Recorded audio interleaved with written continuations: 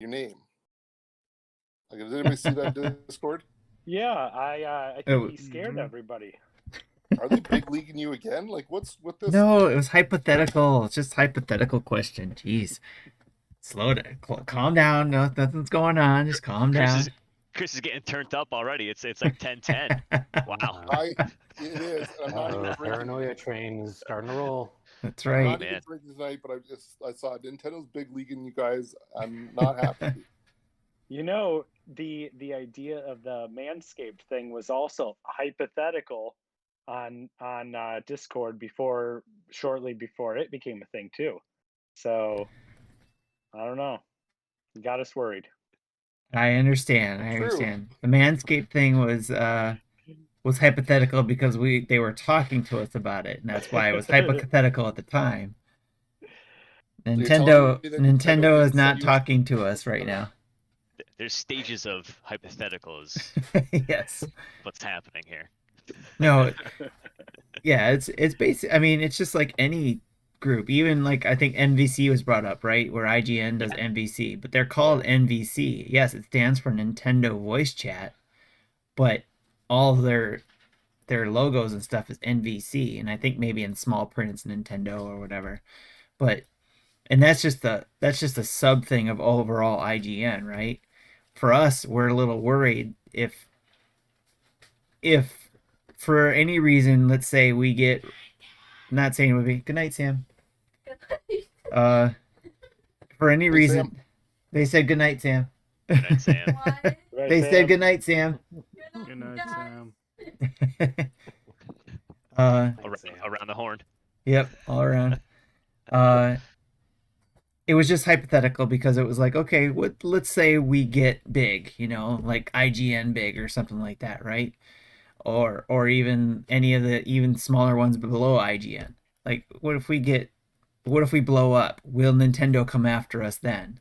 Because we have Nintendo in the title, Nintendo Dads, and all that kind of stuff. And our logo says Nintendo Dad. So if we were to try to, since we do sell stuff with that on there, is that going to be an issue? So we were hypothetically talking about, should we get away from that name? Should we look at changing the name of the Nintendo Dads? That type of stuff. You pull a Herlock Sholmes and you change it just a little bit. There you go. There you go. I like that. So I actually shared this, I think it was on the RetroLogic Discord. That name as a substitute for Sherlock Holmes actually goes way back.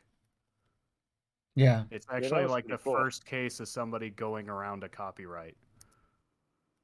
Wow. You could be the If you're familiar with Arsène Lupin, the character from Maurice Leblanc, he lived at the same time as Arthur Conan Doyle, and he wrote a story where his character was in a battle of wits with Sherlock Holmes, and Doyle said, "Hey, cut that out." So then the next book was titled Arsène Lupin versus Herlock Sholmes. That's awesome. That's actually really cool. I mean, you could one of the oldest documented cases of fan fiction with, copyright infringement. You could argue, yeah. Well, Sherlock is interesting because he straddles like the establishment of modern copyright, because he's sort of public domain, but also sort of not, because a lot of laws went into effect while those stories were being written.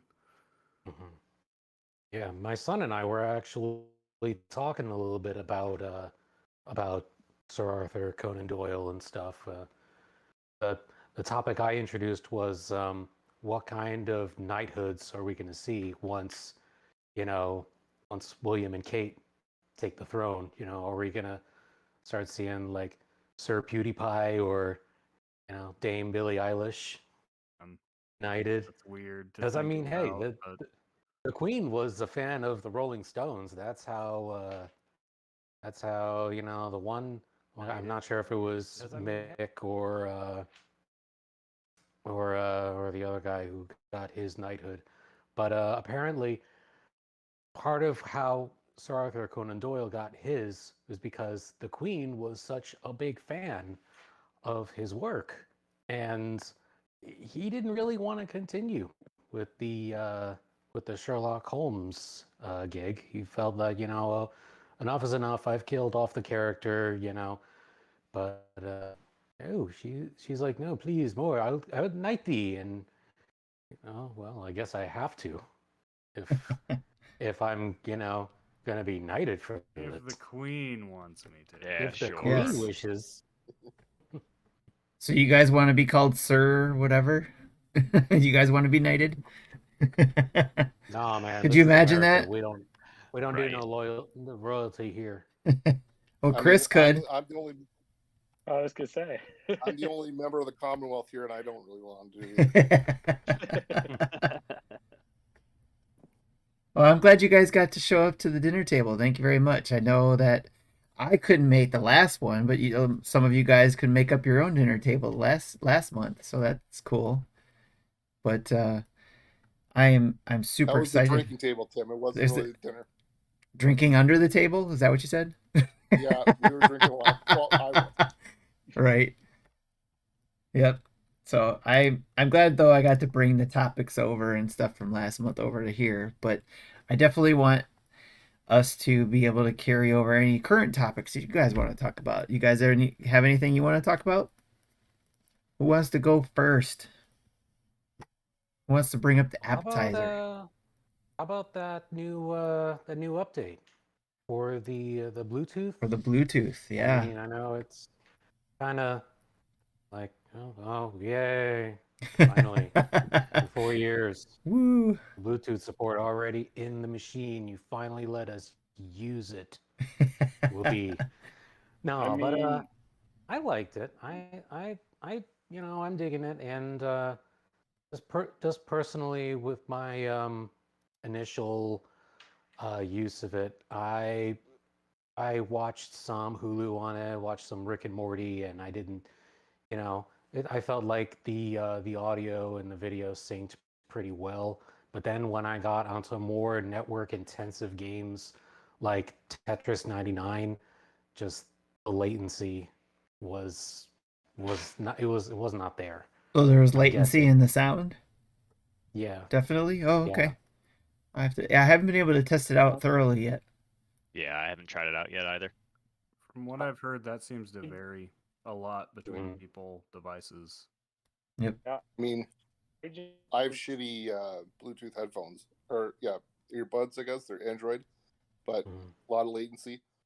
I kind of when I heard this announcement, I thought this justified my not purchasing some kind of adapter for this long, but Mhm. not realizing that there wasn't a hardware change that needed to be made to do this makes me wonder, like, why this long? Well, Why did it take this long to do it? I'm sure, yeah, and that's one thing I wish we could find out too, is why it took this long. And I know we talked about it last night in the Nintendo Dads, like speculation into it, but that is certainly something I would love to learn. Like, did they not bring it out at the time because of these limitations? Because they didn't want to have a consumer dissatisfaction from it? I'm Um, almost thinking from the opposite angle, like what changed that they decided it was necessary now? Because they pretty Right. clearly didn't make it a priority. yeah. Yeah, and then all of a sudden it Yeah. became a priority is interesting too. It's like, yeah, I can't help but just wonder if it'll be maybe like it works fine. I mean, I only tried it briefly, the AirPods Pro, that it hooked right up, and I played some Castlevania collection, and there was no latency that I could tell, but that's what I tried. I'll have to try like the Tetris 99 or something like that and see. But I can't help but wonder if it works fine here, but maybe it will work even better on the Switch OLED, or I mean, yeah. I I mean, was I wondering the know they're same thing, saying that there's really, or even a I know they Nintendo say, Bluetooth headset. right, yeah, I know Just they in time said for the that holidays. right, I know that they said there's really, there's really no difference other than the screen, but we know that the sound is supposed to be better and stuff like that, and I can't help but wonder if we just newer components, if there is something, or like you said, yeah, they're going to be releasing um their own Nintendo branded version, and maybe that one you can actually use the microphone. Right. Beats Maybe by that's a Nintendo. Yeah, mystery right. peripheral. Maybe one Yeah, there more you go. year and we'll get in-game chat. Right. Yeah, it's a controller, but it's also Yeah, it's an N64 controller on the side. That goes on each It's year. not compatible. It's not compatible with in-game chat. It's just so they can release Odama 2. There you go. There you yes. That's what you go. want. You know what? Definitely. I'd watch those I would videos. even be down for that. I'd watch those streams. Definitely. Can I Well, ask a question? one other game I did try it on was Mortal Kombat 11 Ultimate, and yeah, and that, I mean, the punches and kicks and taunts, everything was nice and crisp and juicy when people got the Juicy. insides beaten out of them. Right. So But it still yeah, had the latency, that was though. a good experience. Well, yeah, how was the latency? A on little Mortal bit, Kombat? maybe not as much with that because it was more local play.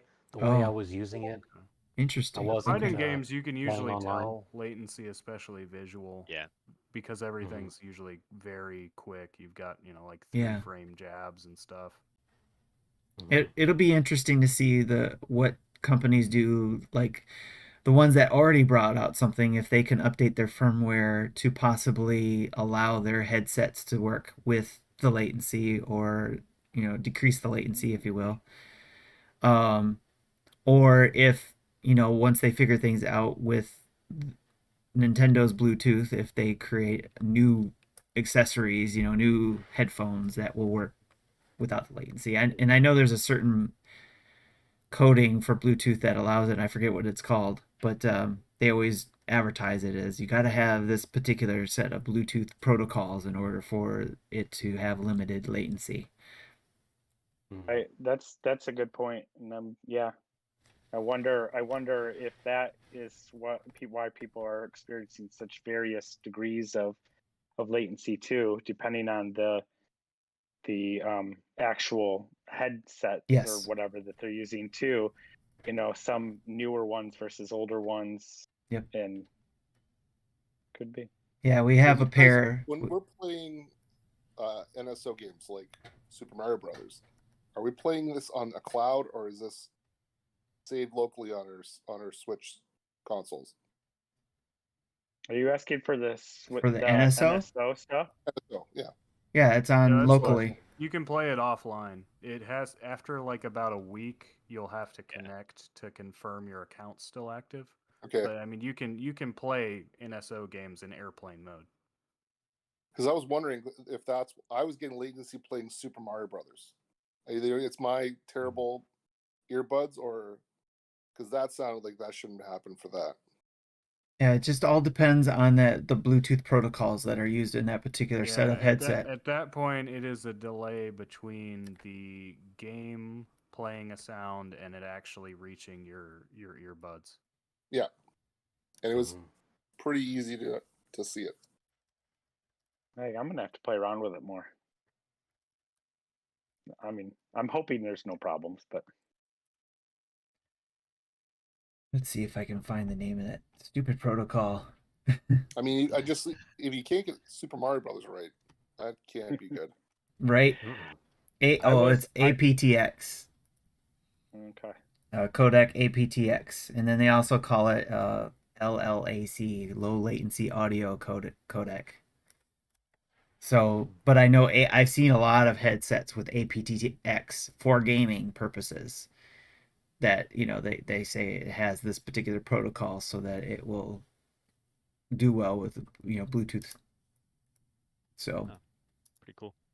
I know I was kind of excited about this dock being updated, the new dock being until was it Jesse who kind of spoiled it and be like, oh yeah, because it's got the built-in just firmware. Yeah, and it's like, oh well, all right. He just rained on everybody's parade there. Yeah, exactly. But I saw some people reporting online, and then I didn't really hear anybody else talking about it, that after the update that some people were experiencing faster boot up times with some games. Okay. Did you guys hear about any of that? No. that something about how some, where you can get that Switch little logo thing and or whatever when you're booting up a game, Okay. that it wasn't even able to finish the animation of Oh. the Switch snapping into place or whatever, and it had booted up. So I just had been reading a little bit about that, and then I didn't really see anybody on Discord or anything talking about it. I can't say that. I mean, I only tried a few games, but I didn't see any difference in that. But Okay. It'll be interesting to see again once the OLED comes out if there's anything on the OLED side that they didn't announce or couldn't announce. right, I can't imagine what that would be though, because I would think Nintendo would want to say, hey, this plays all your Switch games, but it has enhancements. Why Right. wouldn't you announce a feature that would potentially be a selling point? Right. Yeah. Right. Exactly. Yeah. Yeah. Hmm. So yeah, I'm just sitting here trying to think like, is there a business purpose behind that? Like, I don't know if maybe it's just they get a bunch of them out the door, and then they do some sort of update, and then it's like, oh yeah, these OLEDs had this like the Bluetooth. Oh, the OLED had this the And- whole time, and now you can in stream another in 4 4K or whatever. I'm Oh my exaggerating, but Yeah. Well, by the way, we've always had folders and themes. We just didn't activate them till yeah, now. it's been there the whole time. See? 2024, boom. Yep. Yeah, There's gonna be riots in the streets after that.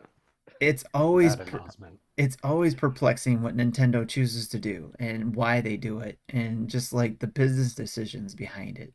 And I joked with some of the PlayStation Twitter or podcasts that I follow about how now they're getting up to the Vita level, because now they have OLED and now they have Bluetooth. So now they're at the Vita level. So, and it's just crazy how it took this long to get to that point. Yeah. And obviously, us as fans, we're excited not because it's new to us. We're excited because it's about damn time they got it on there. So things that we thought they should have had day one, and can't figure out Yeah. why it took so long. So I mean, you still cheer for the last person that finishes a marathon, right? yeah, So true. here you go. Yeah. Yep. So I wonder. There's also part of me that was wondering if part of the issue has been the Joy Cons and the issues they had, especially at first, where you had a lot of people complaining about the Joy Cons disconnecting quite a bit, and I don't hear about that quite as much anymore. So maybe they fix that up a little bit first. yeah, well, I yeah, don't know, because there's that always uses updates Bluetooth, to right? those. Yeah. And so I'm just wondering, because I remember I feel like I had that issue quite a bit towards the beginning of the Switch um, lifespan, where playing whatever game with the family or whatever, and we all had the controllers, and Right. it seemed like every couple minutes one of them was disconnecting. Yeah. And I don't feel like that's as common anymore, but I don't know. Maybe it I'm is. trying to I think. don't know. I'm trying to think what the Joy-Con drift equivalent is for Bluetooth. Like you're watching Nintendo Dad's live stream, and it decides to play Sam's Odama stream instead or something. All right. Yeah. They did. I think someone who's taken apart the more newer Joy-Cons saw that the Bluetooth wire moved too, if I remember correctly. Like they positioned it differently in the Joy-Con.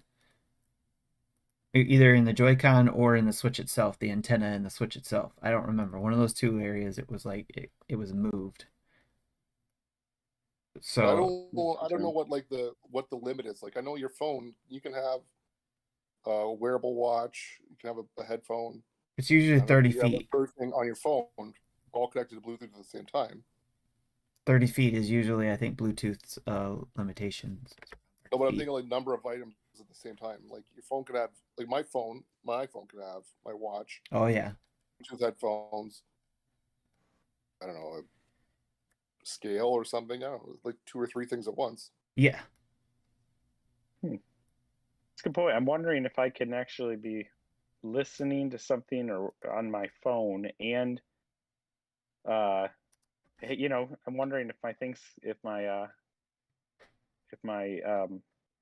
AirPod things can be listening to Switch and something on the phone or whatever too. Oh, at the same time, no, Right. it depends Probably on not, though. it depends on the headphones. If the headphones were designed to do that, then yes. Like Yeah. my Galaxy Buds, if Nintendo had the software on their device to allow this, because I think it has to have the software. Like for here, I'll start this way with my Windows PC and my phone, both being Samsung, and then I can have the Samsung app on my PC. It allows me to use my Bluetooth headphones with my PC, but when my phone rings, it'll automatically switch over to my phone so I can take the call with the same Bluetooth headset. But I can't listen to both at the same time. Yeah. It just switches What over. if I'm using the Nintendo Switch Online app to talk it? Right. Yeah, I think it just depends on, again, it comes with the companies who are working with Nintendo to do those things. Like if this is going to be a thing, Nintendo did this Bluetooth, that if Nintendo works with companies to maybe add software, that could be a possibility. Before, that kind of was the best way to handle like headset with voice chat, and still probably is like the Arctis series headphones can handle audio from the Switch through a cable and audio via Bluetooth from the phone. Yeah. So that you can actually get both sources. Yeah. Depending on the model, yes. Yep. Mine is the Arctis 3s that do that, with the wire going to the Switch and Bluetooth going to my phone, where I can listen to both at the same time, which is why I got them. This headset, because I could do that and use the app, the Switch app, or whatever you want to call it. That really only works well for handheld. I mean, Yeah. I guess you could sit really close to your TV or get a really long headphone cable. It worked when I'm doing things at my PC too, because my dock is right here, so I can connect my headset to that if I wanted to. So yeah. Well, when I connect to my PC, I'm going through a capture card, and at that point, that is routing my audio, and I actually just turn on OBS to get Bluetooth to my headphones that way. Right. Yeah. Then I'm basically getting Bluetooth from my computer, because my computer is playing the audio from the capture card. All the magic you have to do when it gets connected that way. This might go a little bit more to Tim's discussion a few weeks back about being older and in the retirement home and where you're going to play games. But my dad had to get hearing aids a little while ago. He just got a new set in the last couple of weeks, and the salesperson called and told him they have Bluetooth connectivity, so his hearing aids can double as hearing aids, but also as Bluetooth headphones. Nice. Which of course doesn't know anything about. So I can only imagine if I'm going to talk to him, and one day he'll be like, "No, he's talking to someone else," and I think he's hearing me, but he's not, because he's listening to a podcast or something. Right. Oh, he'll be playing Switch. Right. He'll be connected right to a Switch. Right. Right to his hearing aid. That's right. That's awesome. What is that? Wow. Still hope we're this savvy when we're old and gray and in the home, mashing buttons on our classics and whatever happens to be out then, if we can keep up. I'll still be working on we'll be stretched out on a bed with a Game Boy, and they'll be like, "I can't believe you still play that old thing. Get a Hollow Boy like the rest of us, or whatever." You gotta use your hands. That's like a baby's game. Yeah. Sam, it's gonna be a microchip, and just gonna play it that way. What I wish I had, whenever I'm like taking a midday nap because I get tired easier lately, I wish that I could just like bring down my eyelids and like there's the screen right there. Like Yeah, right there. we're all gonna just be hooked up into the Oasis, but we're all gonna be playing retro games in the Oasis. Yep. That's it. I'm gonna be smashing a lot of blocks with my fist. Ooh. That's it. That's right. No, we just go into virtual reality and then we sit down in like a 80s living room and there's an Yes. NES and we plug it in inside virtual reality. That's right. It's kind of Yeah. like the Sega Genesis classic Yeah, there you go. on the where but you actually feel like you're sitting in that living room playing those games.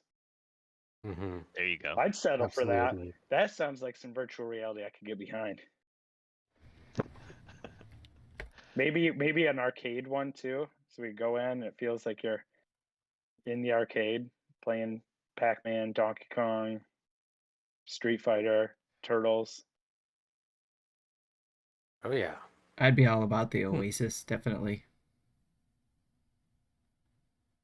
Definitely. Sorry, I got distracted there. My wife brought me a new Mountain Dew Zero drink, and I had to figure out what it was. It's a Mountain Dew Zero Sugar Frostbite.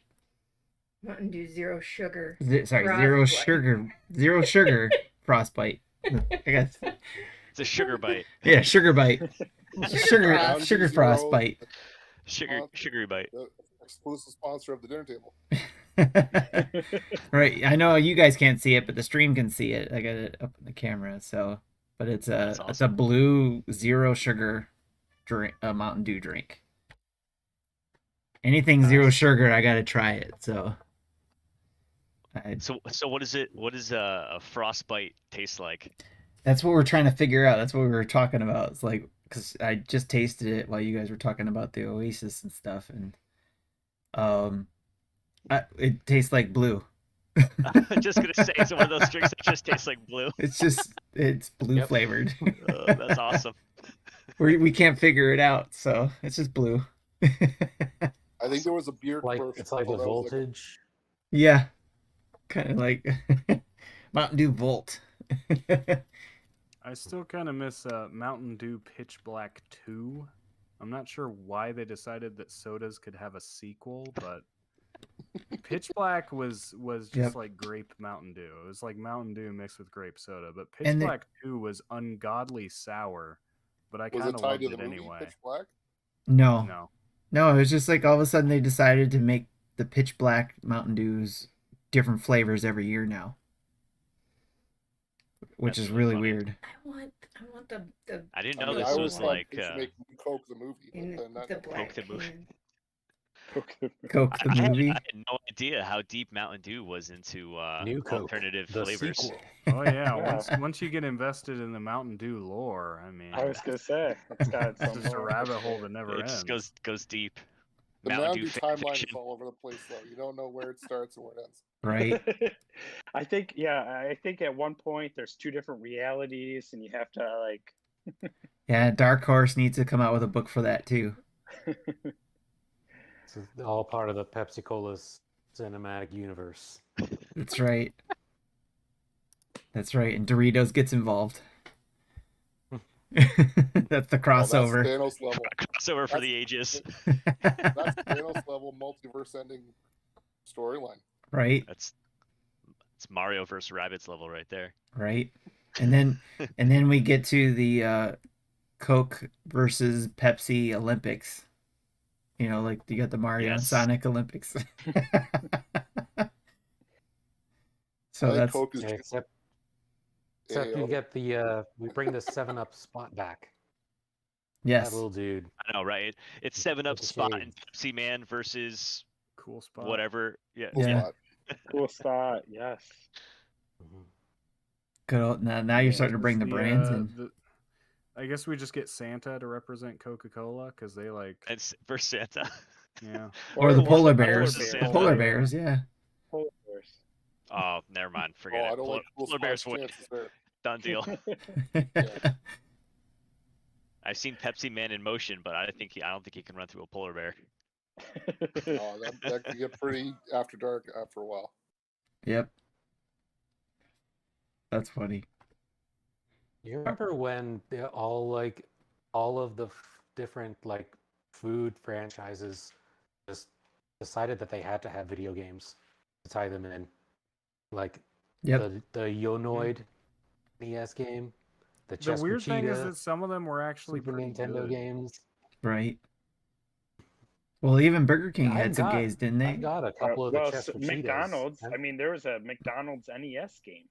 There was a McDonald's Genesis game that was developed by Treasure.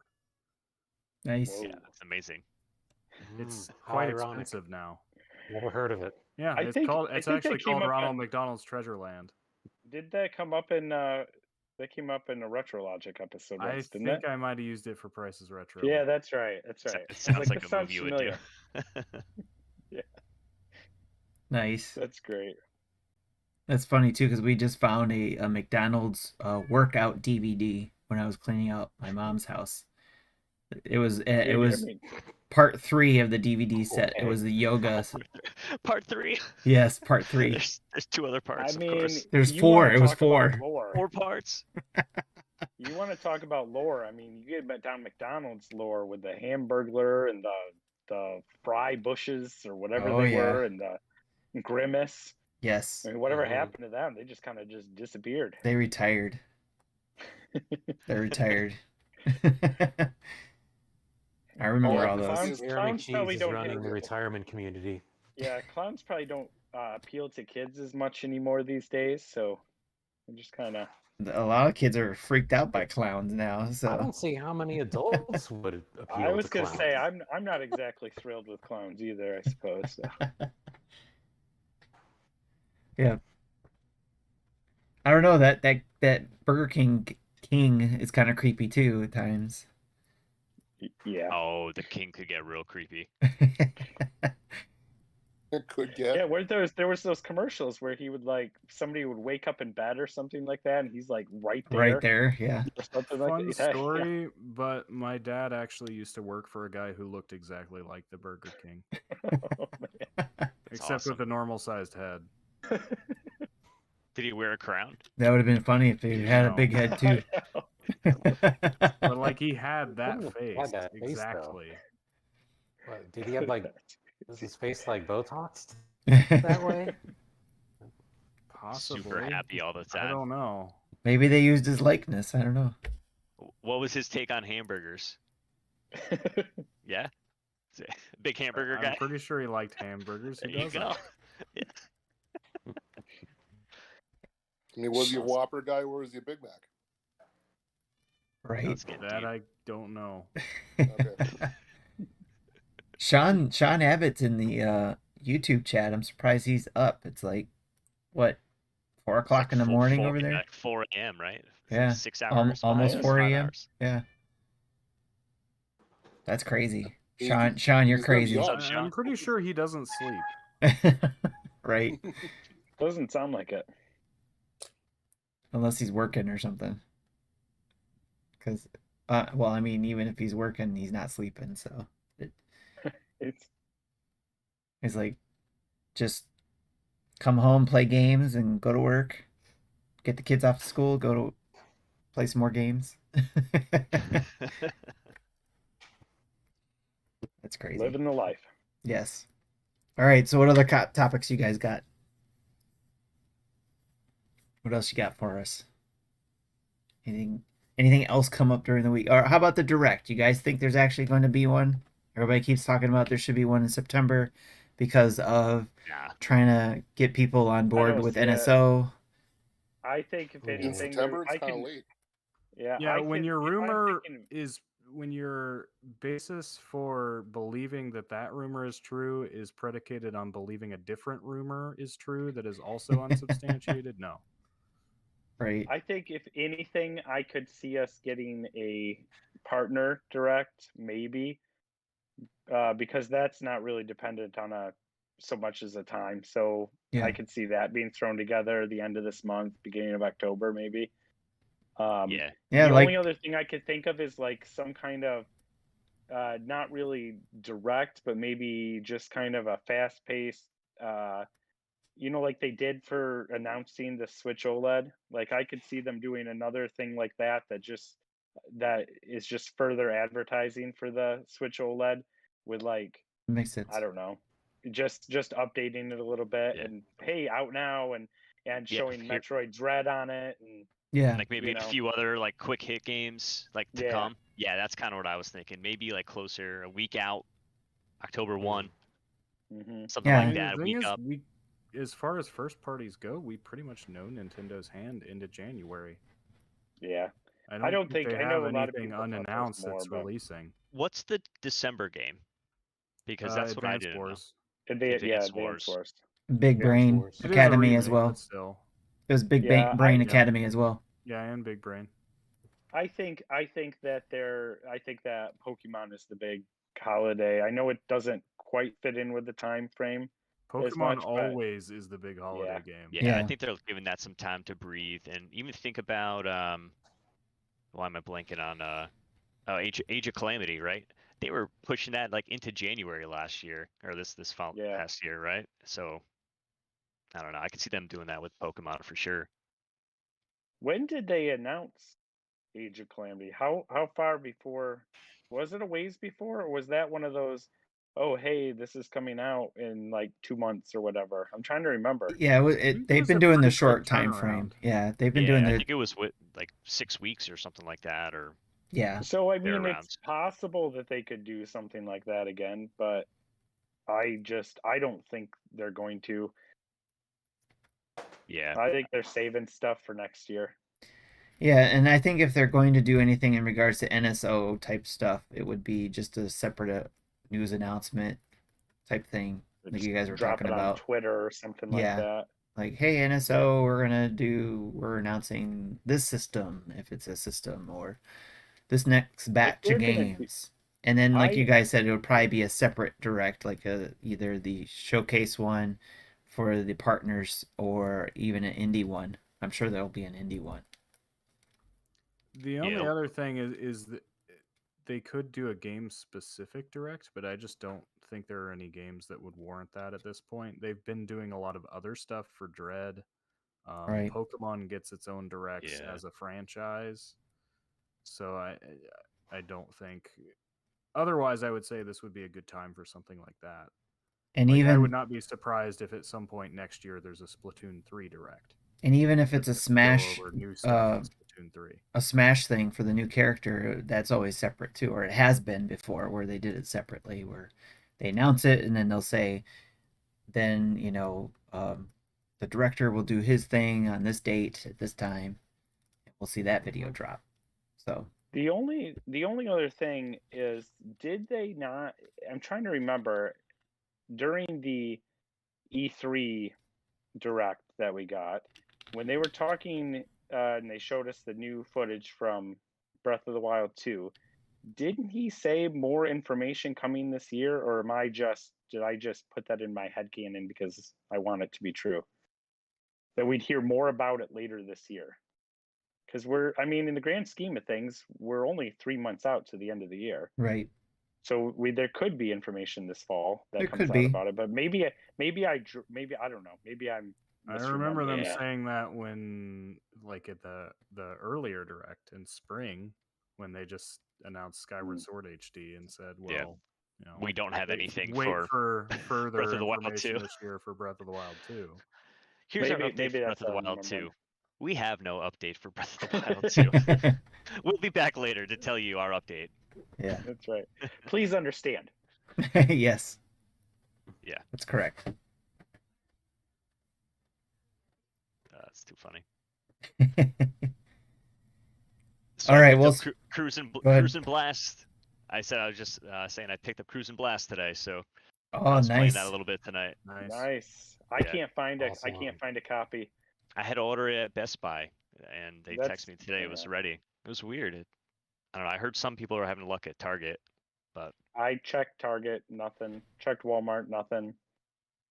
So maybe that's my next bet. The Best Buy didn't have any in stock. I didn't. I maybe I'll just order from them. I'll keep an So I eye wanna out for get you it. down I here want to too. get a physical. I'll keep an eye out down here for you, and I'll drive it up to you if I find one. Awesome. There we go. nice. Sounds good. I like that. I'll even drive pretty like they do in the Cruising Blast. That's you know? it. There you go. Double tap the accelerator, do some flips. No big deal. Are you going to be driving on like a unicorn though? If I can find one, sure. Yep. Maybe I'll just tape a horn on the front of a horse and just say it's my unicorn and see how it goes. Well, There you I go. know that's why my daughter desperately wants us to get that game. Just she was Ah, like, "Yeah, okay," and then like a unicorn popped up on the screen, racing as a unicorn, and she was just like, "We have to get this game." Yeah, done deal. nice. That's yep. Oh, That's hey, we sounds got good. raided by the Nintendo pals. Hey, Hey, Thanks. what's up, Nintendo pals? thanks for the All right. raid. Nice. Thanks, Bunch of pal. pals. They're real good pals. Thanks for the That's raid. awesome. Love Those it. some good pals right there. Sorry, but yes, go ahead about to Cruise That's and awesome. Blast. Yeah, no. I was thinking, are you gonna show up at Spider Shan's house drinking Mountain Dew on a That's unicorn right. to deliver him a copy of Cruise and Blast? That's right. That's exactly what I'm gonna do. That's That'd be awesome. amazing. I'm Yeah, trying man. to look right now to see if any of my Best Buys near me might have any. So you guys go ahead and keep on chatting. Yeah. About the rest of you guys, Sam or Vince, you guys getting any? You getting into that Not game, sure Cruise and what's- Blast? Not sure what's on the radar in my household, but yeah, Cruisin' was always the best game at the theater. You know, that was like if you had some time to kill before, you know, Star Wars or Scream or whatever was out then. You know, Cruisin' USA. That was Oh yeah. it. Yeah, I'm curious about Cruise and Blast, but I did not pick it up yet. It's kind of a wish list for later game. I just don't really have a whole lot of time for it. I'm still kind of playing WarioWare, at least to just try to get some higher scores, and I'm wrapping up a whole bunch of retros. I have a big pile of retro backlog now as that happens, but the next big thing for me is Dread.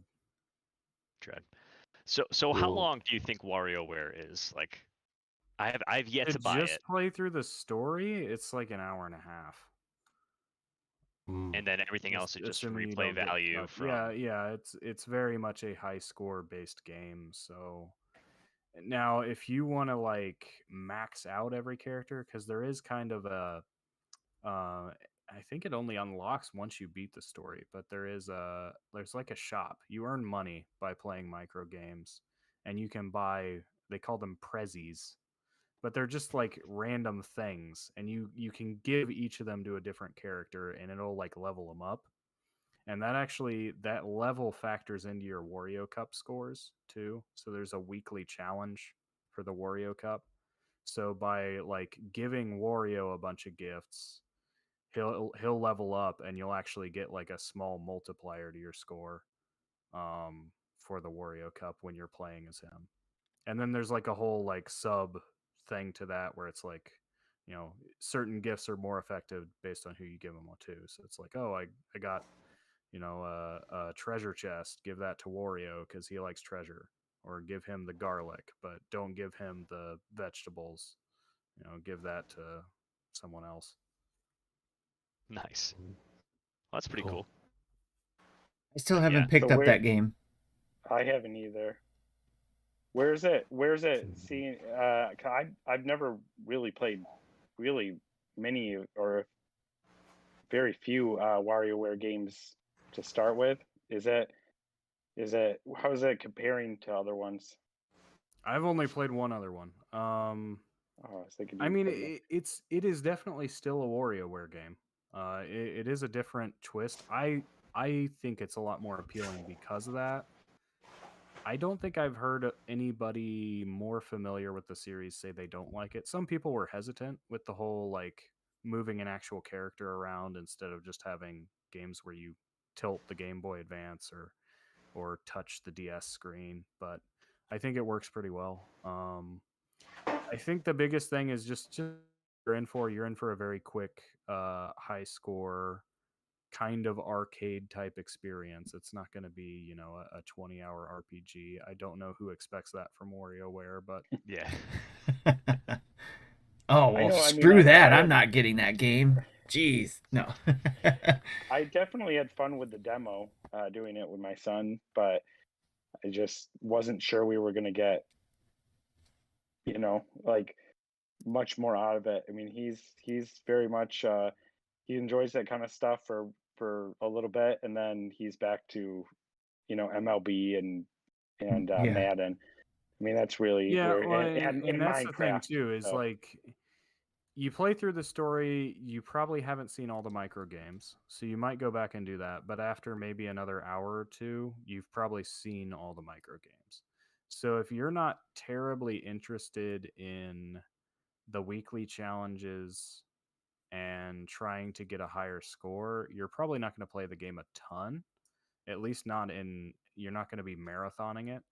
Now, I do think it's a really good game to just pick up and go back to, because you can play this for like 10 minutes and feel like you can feel kind of satisfied with that.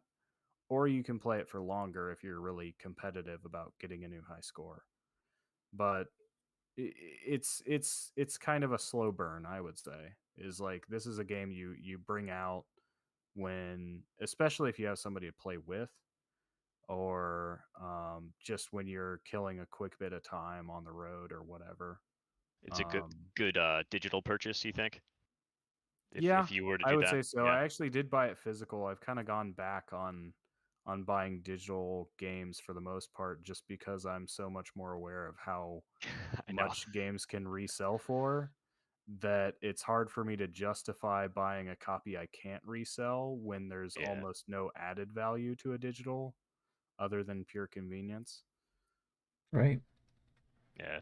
That's what I struggle with too. Is like certain games I will get digitally. At the same time, But buying digital means I'm actually guaranteed to hold on to it because I right. can't.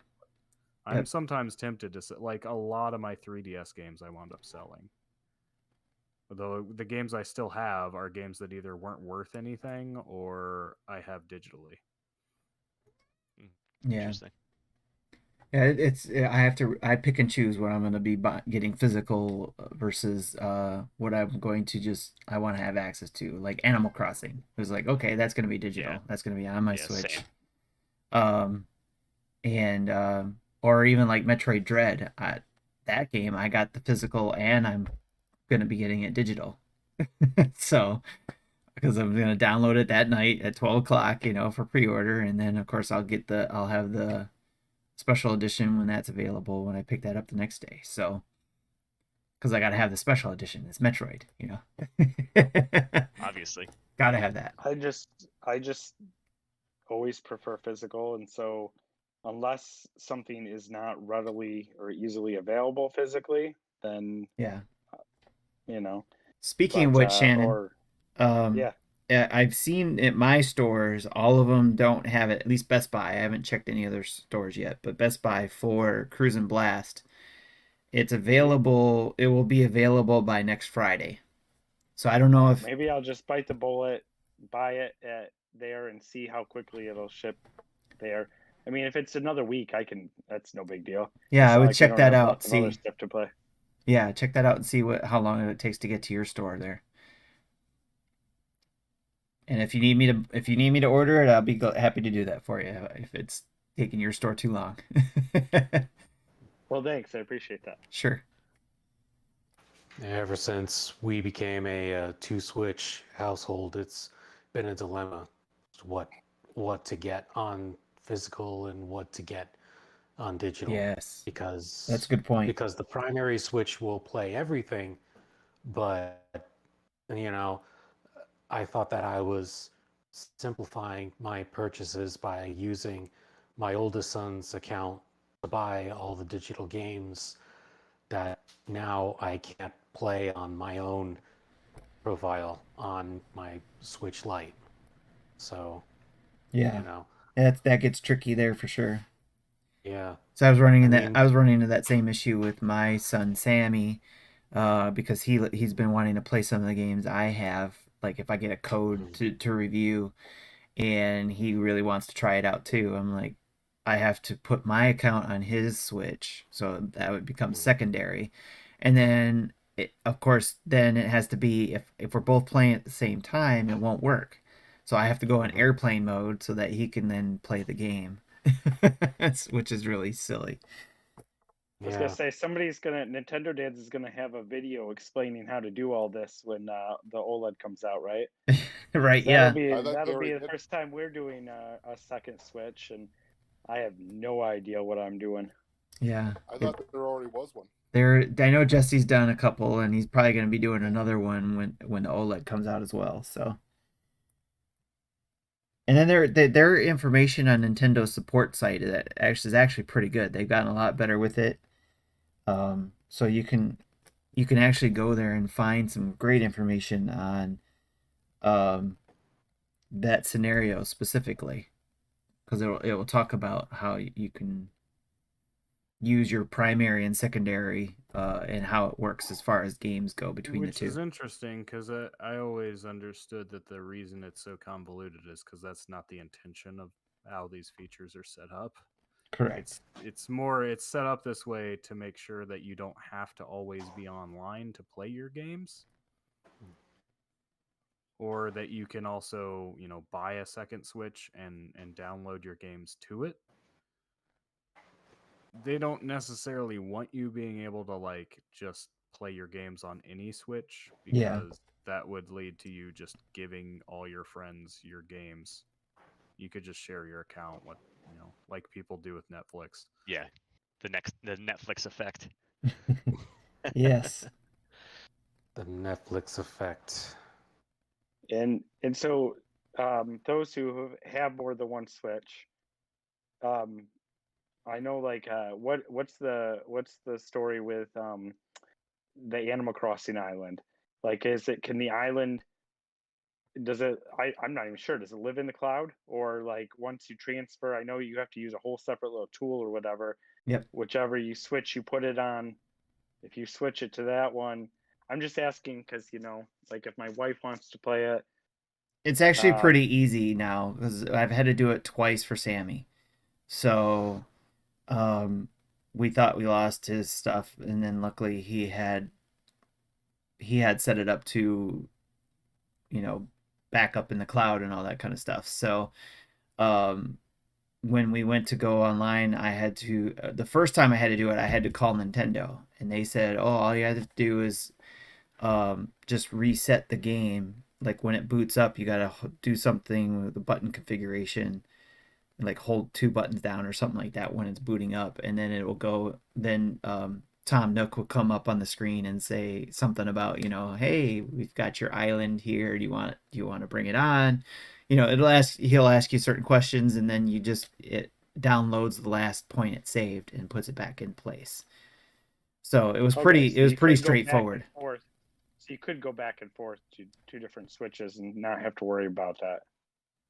The more convoluted one is if I wanted to leave my kids' island, our family's island, and start an island on my Switch Lite, I would need 2 copies of the game. We're not wanting to do any of that. You can't go back and forth between the two Switches. To just choose one. Yeah, it's going to be you move it to that one and it stays there, because I think it's limited to how many times you can move it. Yeah, but I can't. I'm just saying, I'm not buying Animal Crossing twice, so I right. Move to my Lite and move my own island. It wasn't worth it. Yep, but it's if you, as far as moving the island or moving your account from one Switch to another Switch, it's pretty straightforward, especially when you've been saving it in the cloud using the cloud feature. Yeah, and you have that. And you have that. Yeah, you got to have an NSO. Like the tool. There's a separate app you download to transfer it, right?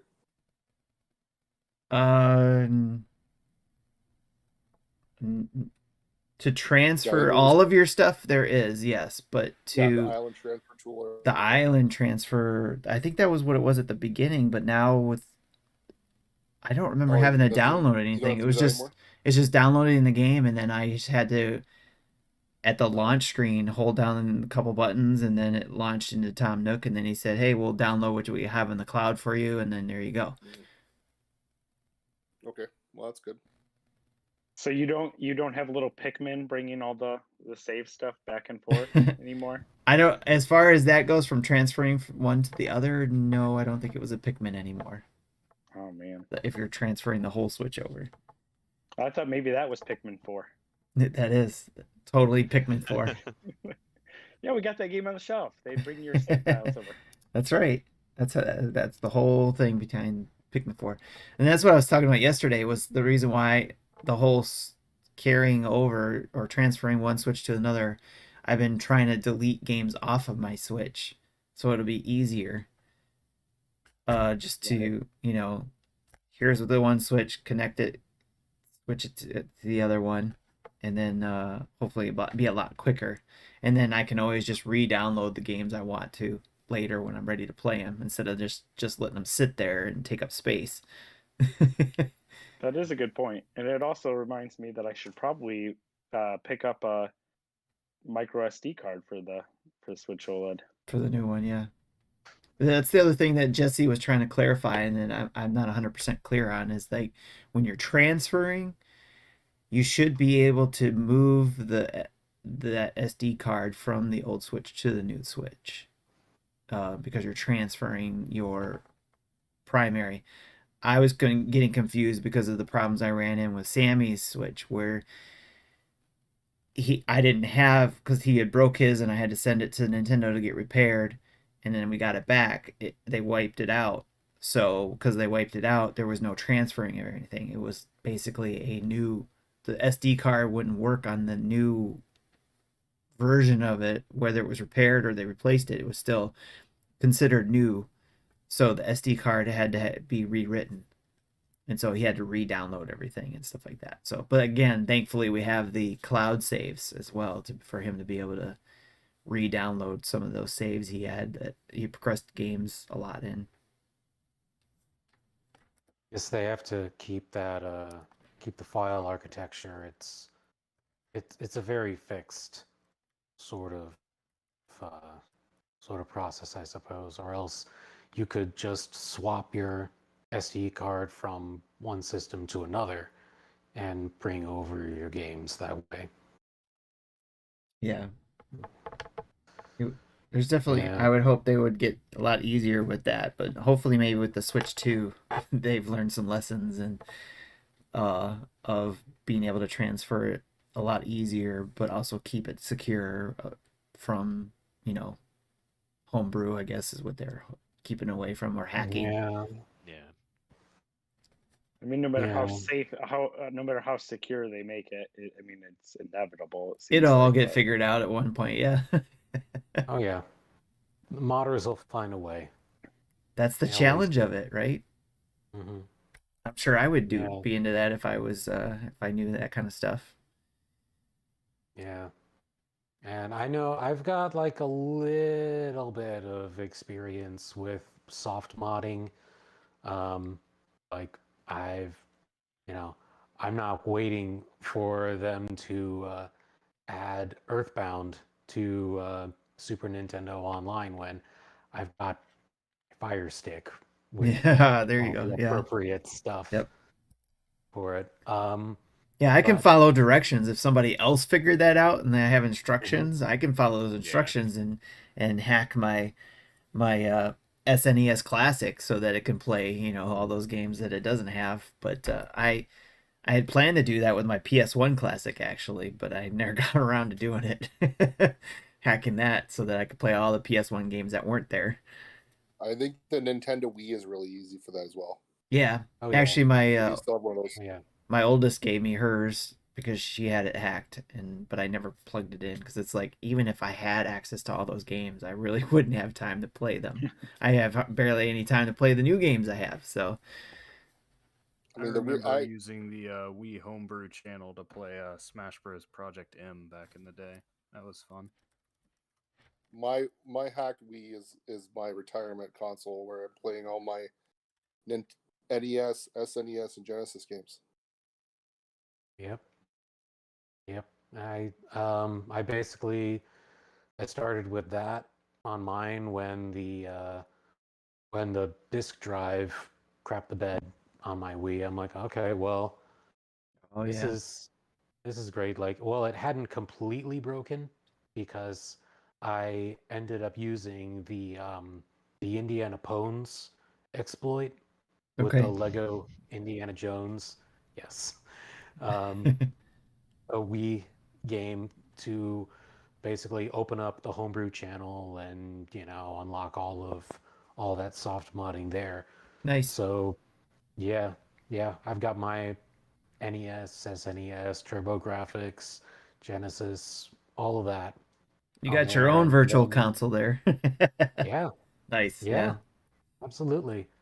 And then with RetroArch, with the different cores that they offer, I've been able to take most of my content from my library that I've had on my Wii, bring it over onto my Fire Stick, which is cool because I used to have all these games in this big white clunky box with regular AV, and then Right. now I've got The little little stick.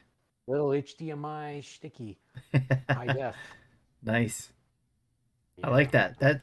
That's it's I've thought about this before too, for people who don't do this type of thing, I think Mhm. that companies like Nintendo could make some good money if they did things like the classics, but still made it to where you could add newer content to it. I mean, or at least Yeah. you could buy and add on like more games, Yeah. like be able to plug in my classic SNES games, go to the online SNES store, buy the games that I want, and add it to my classic. I would think Nintendo would make a killing being able to do that, you know? You'd think. Yeah, I don't know why they wouldn't. Right. Well, the It biggest seems so issue is easy, what you know? games do they add? I mean, the SNES Classic covers a lot of Nintendo's own. Yeah, but that's what I mean. If you And go third and buy the parties, things that you've got you to go need a through whoever license holds the for, license. right? If you're buying them, though, is what I'm saying. Because if you're buying them, then that means the companies are making money. So if those third parties Yeah, are but gonna, I think what it comes down to is whoever holds those rights wants more money than Nintendo thinks they're going to get in return for selling it. right? But Yeah. Sam, I More think than Nintendo is willing to pay them at any rate. the Gotcha. promise of NSO is so, I think, underutilized. If you look at the model that you get for streaming movies, these streaming platforms are killing each other and fighting to death over any Yeah, and they're streaming losing television money or doing movie. it, and Right. eventually most of them are going to fold. I don't know. Like that's how they're getting. This is how they think they need to get subscribers. They want to go fight over this old content that they think people still want to watch, and they're going to pay millions of dollars for Friends or movies and all this stuff. If you had a licensed NES game and you went to whoever has the license, and they might not be alive. I don't know what is the deal. Whatever, the company might not exist. That's another problem. Sometimes they literally don't know, but you don't want to only find out when you're getting sued. And you say like, Yep. listen, we'll have this on our streaming. I have to do this from the camera for 2 months, or give us an exclusive window for whatever, and you can play Burger Time. I don't know. I'm just, you know what I mean? I Yeah. love Burger Time. Well, and Right. I think that is one thing Nintendo might want to be more flexible on, and I don't know how people would respond to it. But if they were a little bit more flexible on the time frame, because as far as we know, the Nintendo Switch Online games that aren't Nintendo's own, because obviously Nintendo can decide to take their own games down or add to them whenever. But say something like Breath of Fire, that's on the SNES for NSO. That's a Capcom game. Mhm. As far as I know, that's going to be there as long as the Nintendo Switch app is there. And that makes it a pretty hard sell for a company like Capcom to say, "Here, have our game, put it on your service." I don't know what the agreement is between Nintendo and Capcom for, how much they pay them. Is it based on how much that game gets played? Is it just a flat amount? Is it based on, per month they keep it there? But they've never removed a game. Now you look at Game Pass removes games all the time. Right. They usually only stay up there for a short amount of time, and it varies. They're very flexible with getting a game for however long they can based on what publisher of that game actually wants to work out with them. I don't think Nintendo's that flexible when it comes to NSO. Well, I think there's two things there in what you're saying. The first thing is initially Nintendo made it sound like it was going to be a temporary, here, these games are up this month kind of a thing, didn't they? When they first announced It did sound like that, yeah. it really sounded like they were going to be, here's, for this month you get these 5 Nintendo games and these whatever, and then next month you might have a different selection. Yeah. But I also think that when you look at Game Pass and stuff like that, it'd be interesting to see like how much a game that first gets on there gets played, and then long term does it kind of slide off. And so maybe they're not worried about 6 months from now, it's old news and everybody's playing this new thing, and so maybe it's not such a big deal. But when you're talking old classic Nintendo games, it's a little different thing. They're not brand new games that are just out, and so everybody's clamoring to them. But this is what boggles my mind, is that they put these games on there, and like Sam said, they haven't removed a single one yet. But they say, well, here's Mario 35, and then after March 31st, it's gone forever. And you're like... And nobody believed that was going to be the case. And yet, here we are. It's September. Well, because Mario 35 was an online game. It was a service. Right. They didn't want to keep running servers once they expected. Now, it was a very short time frame, but who knows? Who knows what the actual timeline would be? How many people would be playing it today if it was still up? Well, I mean, we never knew when it was going out. If it was still the same, right? The whole idea of if they had switched it up, no pun intended, and done Mario 3 or Mario World or whatever else, skinned it differently. Yeah, it made it still something that people were playing, but as it was, people played it, and then you play so much Super Mario Brothers, and I don't know, you kind of move on. But I played Eliminator Boat Duel, 3 times. This is fun. Now I'm done with it. I can still play Eliminator Boat Duel, and you're not taking that away. Yeah, you're right. It's true. I'm not defending them taking it away. I think it was just, it's a weird Nintendo thing, but Nintendo does as Nintendo does. Well, I think when you look at the whole landscape of re-releases on Nintendo Switch, and there is far more actually than there ever was on the whole virtual console of Wii, Wii U, and 3DS put together. It's just that it's all in different places. A lot of it's compilations. A lot of it's just stuff on the eShop, especially the Arcade Archive stuff. And then you have NSO. NSO is just one piece of the puzzle.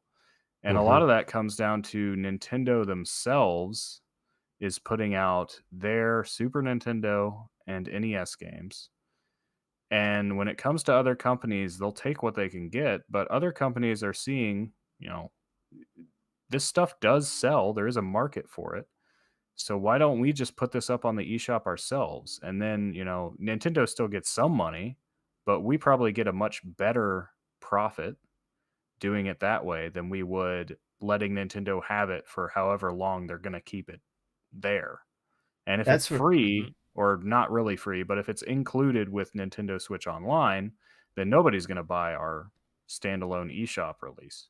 That's where I would hope Nintendo would come in and put it. That's fine if other companies want to sell their own collections. I want them to do that. But it would be awesome if Nintendo could put those collections under an umbrella, if you will, under, say, the eShop.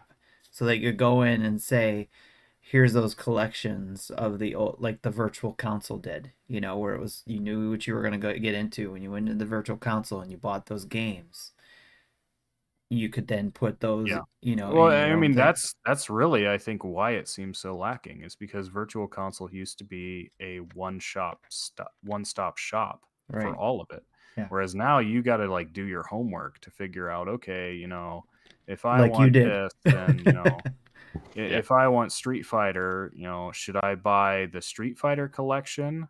Right. Should I buy the Street Fighter 2 Turbo Ultra HD, or should I buy the Capcom Arcade Classics Right. Arcade Stadium? Because Street Fighter's on all of those. Yes. Well, Sam, and this is the third factor. When we get older and we have more disposable income, and do I go and do I collect the original hardware and I play it the way it was originally released, or do I want to get it on the newest console in a collection or a collector's edition or whatever like that? That'd be just preference of the user too, I think. You know, because and for sure, if you wanted to get the old, a lot of it is if you already have the existing hardware. Yeah, buying the old hardware usually is a lot more cost prohibitive. That would eat away at the market, though. So if Capcom says I want to release Castlevania collection, and I say, well, no, I'm just going to go buy. I'm going to look for an NES. I'm going to look for the cart, and then I'm not going to buy a collection after that. I've got the original hardware, so that might, I guess, reduce the potential, the audience, I guess. Half of us will buy the original hardware, and then half of us will buy a collection. Speaking of which, I'm excited for that Castlevania Advance collection that's somewhat I been just announced. saw that. Announced just waiting the official one. Was it? What's that? Yeah, I think it was announced because it got rated, right? I thought it had already been rated. There was some pretty telling evidence that it was coming, but it's never been announced. Yeah, it hasn't been officially announced yet, but it seems the like ASRB has rated something called Castlevania Advance collection. Yeah, I'm looking. That's my understanding. Hey, you guys hear me? Yep. What's up, Mecca? Hey, Mecca. Mega Dragon. Elvis. Hey. Sorry, I came back from golfing. I made John proud. He's not really. It's decent. And then Nice. did I show the conversation? Sorry. You can hear me well, right? It's not too bad out here. You're doing good. Look, obviously you're not in a conducive area for podcasting because of the echoing, but we can hear you. Oh, you're not on a subway or a train, so you're yeah. At least you don't have a train. But you're good. I'm not a professional podcaster like you. Again, sorry for that. I'm not. Actually, there's some mean echo here. I'm on sorry. an iPad, so I don't know how professional that is. No, you're doing good. I'm teasing you. That's all. Yeah. Sam, why can we see your face? Because I'm streaming right now, and because I have that camera on, I can't do this. I can't do the. You can see it if you open the Twitch stream in another tab. Yeah. Sure, he's being on low key, like Charlie's Angels. Yep. So are you taking this call in Canada right now, Mecca? Yeah, but I'm on my Wi-Fi. So.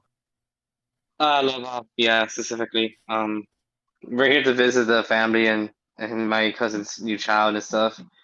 The border was okay, because now they want our negative COVID test within 3 days of your trip. So that was annoying, but we got to do that kind of peacefully. So yeah, no, it was good. I guess we went golfing today, and I forgot what we did yesterday. We had punti. Oh yeah, that's what we did yesterday. Had punti. That was some good food. Oh, the only reason why people will go to Canada just to get punti. Be honest. I love that stuff. I love me some fries with some gravy on it. Yeah. I had mine was like chorizo, which I think is like best to get work. That will give you a heart attack. Yep. But you'll die happy. No, we got both the chorizo and the chicken. It's a little annoying because I think my sister, her husband was still working. They still had to do remote work, so we didn't really do much in the morning/afternoon. But tomorrow's Saturday, so we should have most of the time tomorrow. Nice. I think they just really want to come to Canada once the border got opened up and stuff. I don't blame them. Also, you have to do something really crazy, get super injured, and then take advantage of our free healthcare. Just travel to. I think my dad used to do that. Or like he had to go every time we have like a dental appointment, we go to the DR because apparently like they do it's cheaper there, or the doctors there are better. Oh, but Montreal drivers haven't are been there in a crazy, while. so watch where you're on the road. Oh, really? I gotta ask my cousin that. We're supposed to be going apple picking tomorrow, so I'm excited for that. I love going apple picking. Ooh, that's cool. Nice. Have fun. Yeah, the actual fresh apples and stuff, not the They're stuff you start get from like. they're starting that here in Michigan too. All the apple orchards in my area are starting to open up their orchards for picking and stuff. So that time of the year. Yeah, that's it. Yeah, my town has a big apple harvest festival, so that's coming up in a couple of weeks. I see a bunch of billboards. Nice. I actually stopped by my local farmers market because my nutritionist gave me like a coupon for like $20. I got like a ton of apples and dried apples. You like those when you dehydrated fruit? Yeah. I love it because on the back it just says ingredient apple and that's it. It's just like Yeah, you that's can all get that's some in good there. dry Like, apple just chips. Oh, you can get some good ones like that too. That sounds good. I know it's supposed to be middle of September, but today we had, so I'll say 25, 26. That's Celsius. hi to these guys? It was warm today. Yeah. I don't understand. What is this Celsius you're talking about? Hey, I was like, are you guys freezing to death? What's wrong with you? That's funny. Can you convert that to American, please? Yes. Exactly, Vin. Exactly. 85, I think. I don't. Yeah, it's hot, man. It was hot. Yeah, it was 85 up by me in northern Michigan too. So yeah, same. Oh, don't get me started. I'm like in like the mid to high 80s down here in the freaking armpit of Florida. Oh, I miss that's right, Florida. I miss Connecticut. I miss fall. Yeah, I miss Yeah. fall. I'm so ready for it. So over the heat, the humidity, and the storms. Yeah, my father-in-law is Good closing up his grief. pool, so I'm like, okay, can't get hot anymore because you're closing up your pool. So Yeah. can't have that. Yeah. All right. I gotta go outside and flip over my trampoline every time a big storm comes in.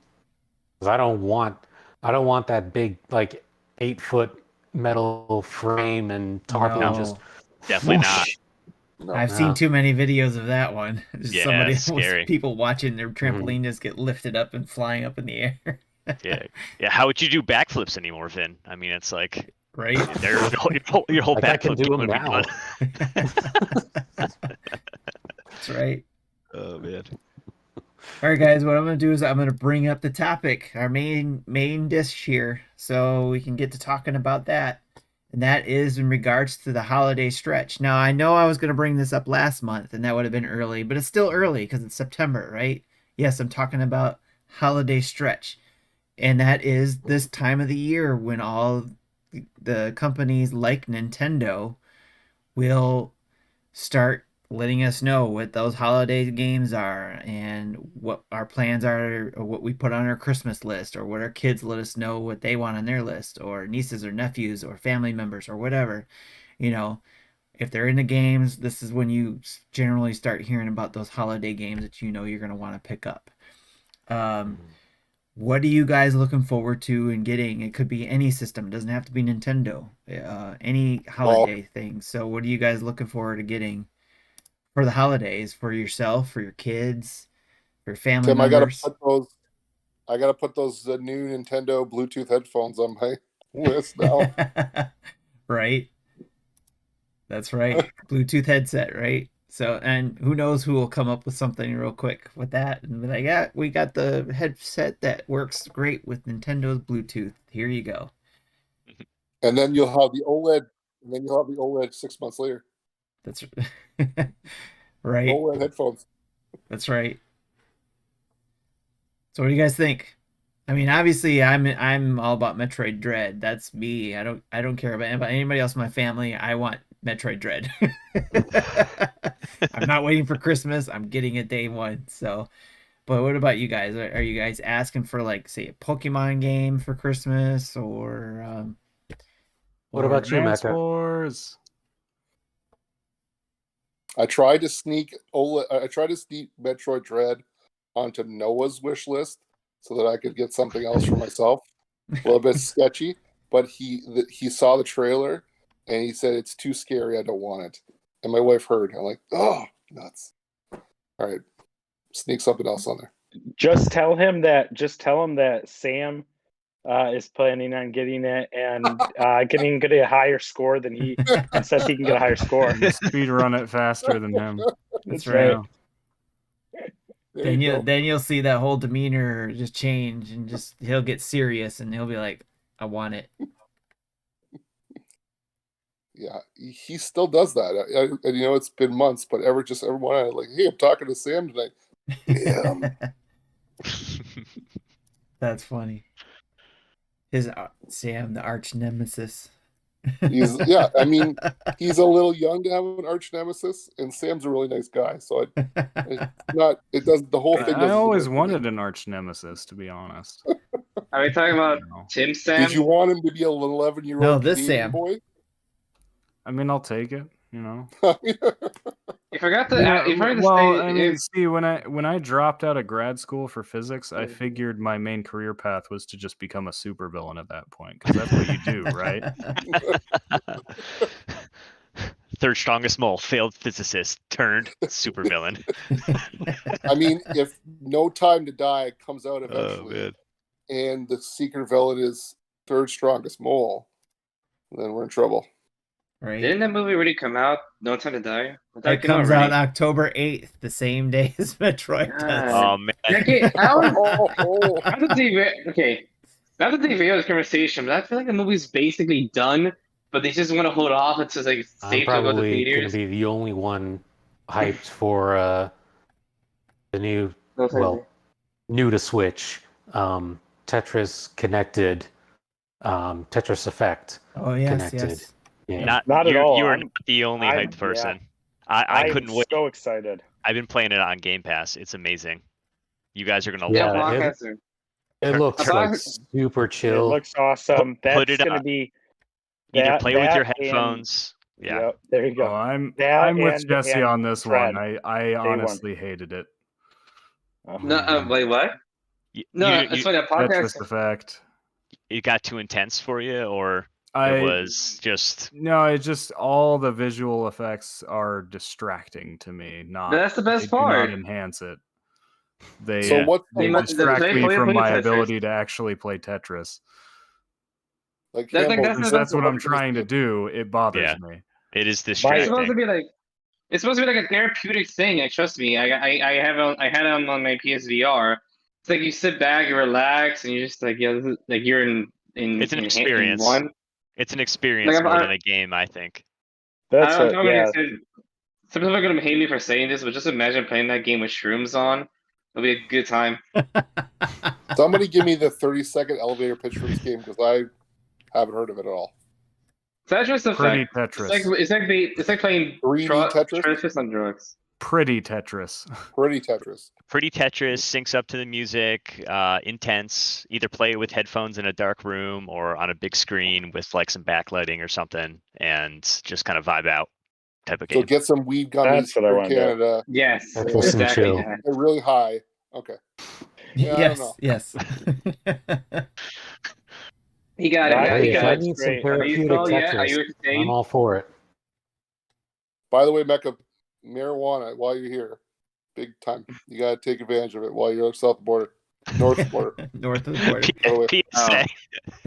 I wish, but I'm with family. They probably won't tell me if I take weed or something like that. Even though it's legal now. It's legal in Canada, right? You're here. That's what we're doing. We're all doing it now. Come on. Maybe I could sneak some in when they're not. I don't know. They Maybe I have can ask it. my cousin, even if I was. Your cousin has What? a stash somewhere. You should just ask your cousin. Let me, He's got a man. stash. No, he probably does have something like that. To be honest, maybe. That's too funny. Chris, 100%. Chris, He's got a Chris stash. is the peer pressure, Elvis, that your parents are warning you about Yeah. right here, right now. Yeah. The high school is the peer pressure my parents warned me about. That's when I first took it. Like, oh, sure, why not? I'm a grown man. I could take it. That's too funny. But yeah, Tetris Effect is awesome. You guys, Tetris yeah, Effect, yeah. yeah. I'm really looking forward to it. I mean, we That'll have Game be- Pass. that'll You be- just try it out there for sure. I bought it again. I like the game. It's good. Because do you think it's worth $40 though? Because no, some podcasts I listen to is like, it's Tetris. How come it's worth 40? But this game is worth 40 in my opinion. I mean, the whole idea, this whole new thing about is this game worth this much? It's really, I don't know. It kind of bugs me. Yeah, right. Because I it's probably should like, have brought that I up. mean, I'm they're sorry. saying the same thing about Metroid Dread, right? Is it really worth, because it's a 2D, game, is it really worth the same as a 3D, game? It's like, yeah. It's a bargain. It's a bargain. I'd pay $60 for it. I'm so sick of that Wait, I am. conversation. even the constant, like, a lot of the YouTube video, is it worth it? This game, every game that comes out now, is it worth it? And it's like, well, that's subjective, Yep. I mean, Yeah. Metroid Dread for somebody like Tim might be worth like $300. It's It's worth just, whatever it's worth I mean, to you. I guess yeah, it's worth so it's worth the subjective. OLED plus the game for him, right? No. Well, that's how I've been trying to review some of the games that I do too, is I'll try to mention, like, is this a game that I would want to pick up day one? Or is it something I just want to add to my wish list and eventually pick up? Or is Right. it something that and it's going to go on the wish list and I pick up because it goes on sale? Or is it just basically, I mean, if you can rent it, you can go rent it. But if you can't, then you're just going to, you're not interested in it at all, type of thing, So, Right. or if you have other means to go play it, like Yeah, in Game Pass, I then don't go do think- that. I don't think there's anything wrong with considering price as a factor, because that's ultimately what drives a lot of people's decision to get a game Yeah. or not, at least at the present moment, because the price will probably go down at least a little bit for almost any game. It may eventually go up because old games are weird like that. Well, But just like that's the same thing I've heard about Lost in Random, right? There's like I was really excited about playing it because of the graphics and the way it looked to like a Tim Burton movie and stuff like that, and the way it sounded like it would be fun, and it's been fun. But other people are like, well, it's too big for me to play right now. I'm waiting for other things, or so I'm just gonna put it on my wish list, and when it goes on sale, then I'll pick it up. So they're still interested, but they just are like, I'll just go pick it up when it's on sale or something. And then there's I other don't know. people who are just aren't going to get it. So, Right. I mean, I don't have a problem with people talking about that and stuff like that, but it's so subjective. I have a hard time going, saying, "Oh, I need somebody else to tell me whether or not this is worth it." It comes from Yeah, a sorry. attempt at making an objective designation. So you can say, well, 2D games they shouldn't cost as much to develop. Whether or not that's actually true, I don't really know. But some people seem to think that. But the thing is, games have never been priced based on how much they cost to develop. The closest we get to that is some games have been priced based on how much they cost to produce, such as, games that required more memory space. The higher storage capacity Switch cartridges that actually literally just cost more to make. Yeah. But we don't actually see that with Switch. You used to see more of it back in the day. Like Super Nintendo games and NES games that had a lot of special chips would just cost more because the $60 price point wasn't as standard then. Now we're just kind of hitched to this idea of, well, $60 games, everything else is an indie, and it's kind of the exception. Yeah. Well, I think it all comes down to there's two different questions, right? It's how much would I pay for that is one way to look at it, and how dare they charge that much is the two kind of thought processes I think we're talking about here. The objective scale that I've heard people try to make is, so if a new Switch game, new IP, whatever, costs $80, a remake or something costs $40, and a remaster costs $30, because this is a game we just took from an old game and up-res it or whatever to the current console. This one we remade it, but then the IP was already there, and we didn't do anything creative to create a new story or anything. And the new game is something we've done completely from scratch, and we've got to do all the work from the ground up.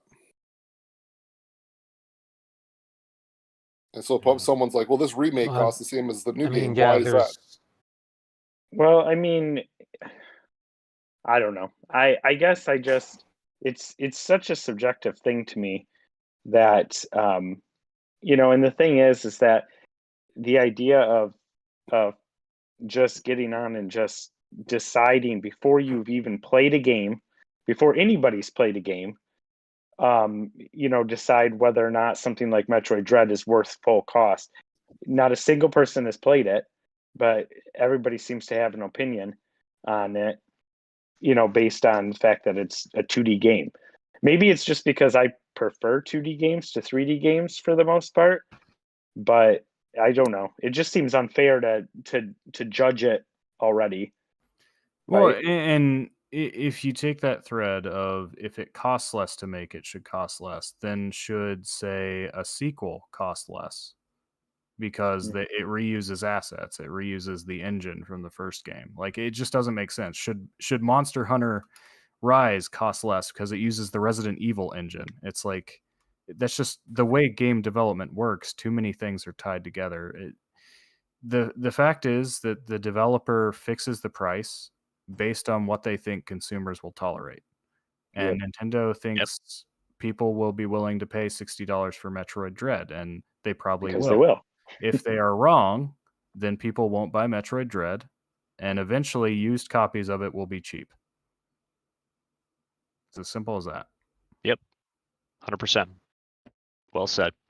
And then we'll never get another Metroid game, so everybody Now, buy it. And I I'll do start think there is crying, some space. and There is every- some space to compare and complain.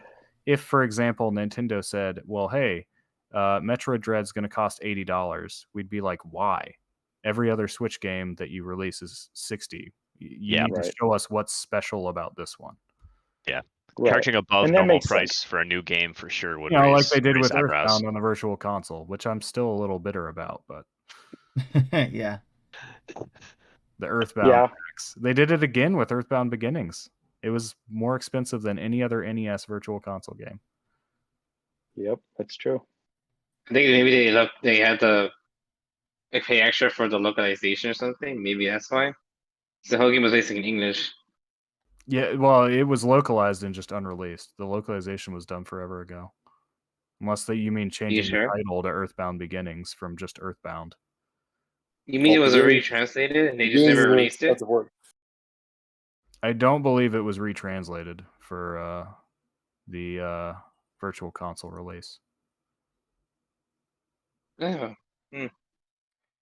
Well, if you guys haven't seen, I have the list of games starting with September that are coming out. Now, I don't know if it includes anything or missing anything, but I found this one to be pretty thorough, so I'm going with this one to maybe refresh some minds. Not sure if you guys all play any other system beyond just the Nintendo Switch, but this has games from all the systems that we could take a look at and see if there's anything that stands out to you. Like, for example, if I remember correctly, Drew said he's all about the Diablo 2 Resurrected, right? If we've heard him in some of the other channels. So, but this is the list for September. I second Diablo 2. Yeah. I do see Lemnis Gate on there. I'm actually looking forward to that. Very unusual for me to look forward to a first-person shooter or a shooter of any kind that isn't Splatoon. Okay. But this actually seems to have a lot more strategic elements to it. This is the one where you replay over and over on like a time loop, and you're like killing your enemies' past plays after you watch them do what they do. Nope. It seems very interesting. Lemnis Gate. I never heard of that. Honestly, nothing that list. It's just me. Maybe that Kena Bridge of Spirits game was kind of cute, but that's for PS4. Oh, PS5 too, and PC. Yep, I was looking forward to that one too. So I don't know if I'll be able to get it and play it yet, but like I've been focusing on games mainly on my Switch because of time. So there's definitely, I wanted to jump back into God of War to prepare for the new one that's coming out, but I haven't been able to sit down to play that one yet either. It's so much harder to sit down in front of the TV and play a game now when I can just take my Switch upstairs or somewhere I else. did a mistake. You know. I did a mistake kind of with Great Ace Attorney because this is gonna sound random, but basically I got the game for Steam thinking, oh, this is a great game. It looks so beautiful on the Steam, and then I realized, shit, I want to play that game, but it's stuck on my PC. I have to wait till I get home. It's not. I bought. Sorry, what? I was gonna say there is the ability to stream your games from Steam in your computer to your phone, just like you can Yeah. with other devices. It works. I just gotta leave my computer on for like ever, which I probably should have Yes. done before I left There's my usually pretty trip bad today. latency in my experience. You'd have to have very good internet. Yeah, you have to. Well, get... at least Ace Attorney probably would be a good game to do that for. Yeah, that's Right. true. Ace Attorney wouldn't be a problem. Yeah, it depends on the game. I far as the definitely actual agree with that. gameplay. Definitely depends on the game. Like, I don't know. It's a very game that requires reaction. Tetris Effect, maybe. That Yeah, game you would probably bad. not want to play Tetris Effect like that. Definitely not. Right, yeah. So all I have No, to say, no, looking no, at no. that list of Unless I you're gotta under have, yeah. I gotta have the game in my hot little hands. I've gotta have it. I can't do streaming. Is Fall Guys My on internet Nintendo Switch connection's yet? garbage. Not yet. no, No. that No. got delayed. So when? I think they just said It was fall, supposed right? to 'Cause be it was the... supposed to be summer, Yeah. and then I think they said fall. Yeah, I thought it was August So- I originally, mean, and then are I you got kind of pushed. worried by Or the maybe time it's that comes August, out? Like, no one's gonna care for Fall Guys anymore? Like, Oh, my kids are gonna Or jump something. on it. My I kids think will there's jump on gonna it. be a lot of Noah's people. all over I'll that. jump on it. okay, 'cause, I take yeah. that back. I'll take that back. Never mind. You Oh, at that's least so- have 7 people who are interested, so. Yes. I'm I interested have in to this say- Hot Wheels Unleashed game that's coming out. It looks I- so much fun. Why? What's the point Is of Hot Wheels? It's I a never had racing it growing up, game. Sorry. Is Is this it- basically Micro Machines for the new generation? I haven't seen Hot a trailer Wheels. for this one. Is it kind of like a Cruise and Blast type of game, or is there more to it? It's kind of now that Cruise and Blast is out. It's kind of it's definitely arcadey, so it's going to be arcadey, Yep. but on the Hot Wheels tracks. But the other cool thing about it, it's going to have, pop culture cars in it, like the Batmobile and the Oh, okay. Echo Maybe I have One, seen some of and this. all that kind of stuff. Nice. So Very cool. And if someone doesn't get delisted or something like that, because it was licensed. no, they have the licenses to do No, that. they have the game. They have the They have cards. the cars, so they can do that. I just mean like a lot of sports games used to get it's been getting delisted because I don't know, they have the license for the cars anymore or something. That's the older Is ones. that what's going on with Forza? That's the older ones, yeah. The older ones are harder to do because of the licenses, yes. But it also depends on how they built that contract for those licenses for those vehicles. Hot Wheels just sounds like the NES Micro Machines game, where you're playing on tables and jumping over pencil racers and that sort of thing, Yeah, this Oh, does have that Good feel time to it playing too. that game. right? Tim, Good. you never Call. wait, Tim, you never got the home circuit for Mario Kart, right? You never bought that, right? I did. Yep. Sammy Oh. got it for Christmas last year. Damn it. And there's a Okay, video on because the you know, Nintendo Dads, actually. I did a recording to put it together to try it out. I did Oh, a yeah. stream of I remember that. which was really fun. So it's out there in the channels to see. But yeah, it's put away now because of we're moving and stuff. So, but hopefully he'll be able to play with it when we move, and it might be maybe a bigger space he can play with it in our new place. How many of your kids have Mario Kart Live, and who's still playing it? Any of you We guys? have it. We have it. We don't play it. It sits on a shelf. We- My, Never Mario got Kart it 'cause we Live? don't have the space. Yeah, the home circuit you were just talking about. home circuit, right. I kind of want to get it, but I don't know if my little apartment can fit the entire thing. Right. Yeah. Except for Yeah. like a giant living room or something, which I don't think my If parents' I house would- has. It's smaller than you'd expect. You can set it up in a pretty small space. The carts really don't go that fast. Yeah. if we I were- ever saw it clearanced, I'd probably pick it up. But I mean, here it is. It's been a year, and it never, it it goes really on sale. hasn't dropped. I mean, I kept waiting to see if the Mario Game and Watch things went, clearanced out, because I know they're not even you're not supposed to be able to buy them anymore, and yet you go into Target or Walmart and there's still like 20 of them in their locked case, still at full price. So Here I was panicking because my first Game & Watch broke. So I'm like, oh shoot, I gotta get a new one before they stop them, and now they're still selling them. I'm like, Jesus Christ. Panic for no reason stuff. that being said, I still have the Zelda one on pre-order. So I feel like the Zelda one might be like a little more popular than the Yeah, I'm Mario waiting one. for that 'cause- one definitely. But I don't know, maybe more people like Mario than they do Zelda, or it has more bang for your buck, and it has 4 games versus Mario, which just has like 3 of them games or something. I would be super happy if they do a Metroid one. I highly doubt it, but if they did a Metroid one, that I would. what would they put on it though? Just Metroid and the Game Boy version of Samus Returns? Yep. Because I don't know, you could put. I mean, they could. Super They Metroid? could do whatever they want, right? But could they put, or would they put, Super Metroid on That would it? be pretty Stuff like slick that. if they did. I feel like would. Metroid to Tim is like what Mega Man is to Marty. They're just obsessed with. I'm just gonna say I don't care what they put on it. I'm still gonna buy it. It's just a fake screen. It doesn't actually That's play the right. games. It's just Metroid themed. Somebody Tim's like, could sold. paint it, and I'm like, I'll take it. Nintendo could just be like, and just mention anything Metroid. It's gonna be like I'm online. Okay. They'll Okay, it's release, gotta like- look cool. It's gotta at least look cool. If it looks cool, I'll What buy if it. what if like Nintendo releases like I don't know, like Metroid Fusion on the Switch? Would you get that? Oh hell yeah! Oh come on! I don't I'd know, be I love them zero more. mission and fusion if they brought that out on there They're definitely. just like, here, play these games so you know what's going on in our next game. Have you noticed like Nintendo's been like going ham on like the Metroid stuff? They're like they really want to make sure you buy this They game. They're need like, to though. hey, you remember? They need to. It's like, hey, Everybody's got here's the to. history of Metroid. Yeah, because it's been 19 years, so they have to give everybody who's potentially new out of the 80 million people who own a Switch understand that what this game is about. Yeah, I think it's so great I that think they're if you're doing it the same Nintendo fan, day you as should know OLED. you should know what Metroid is.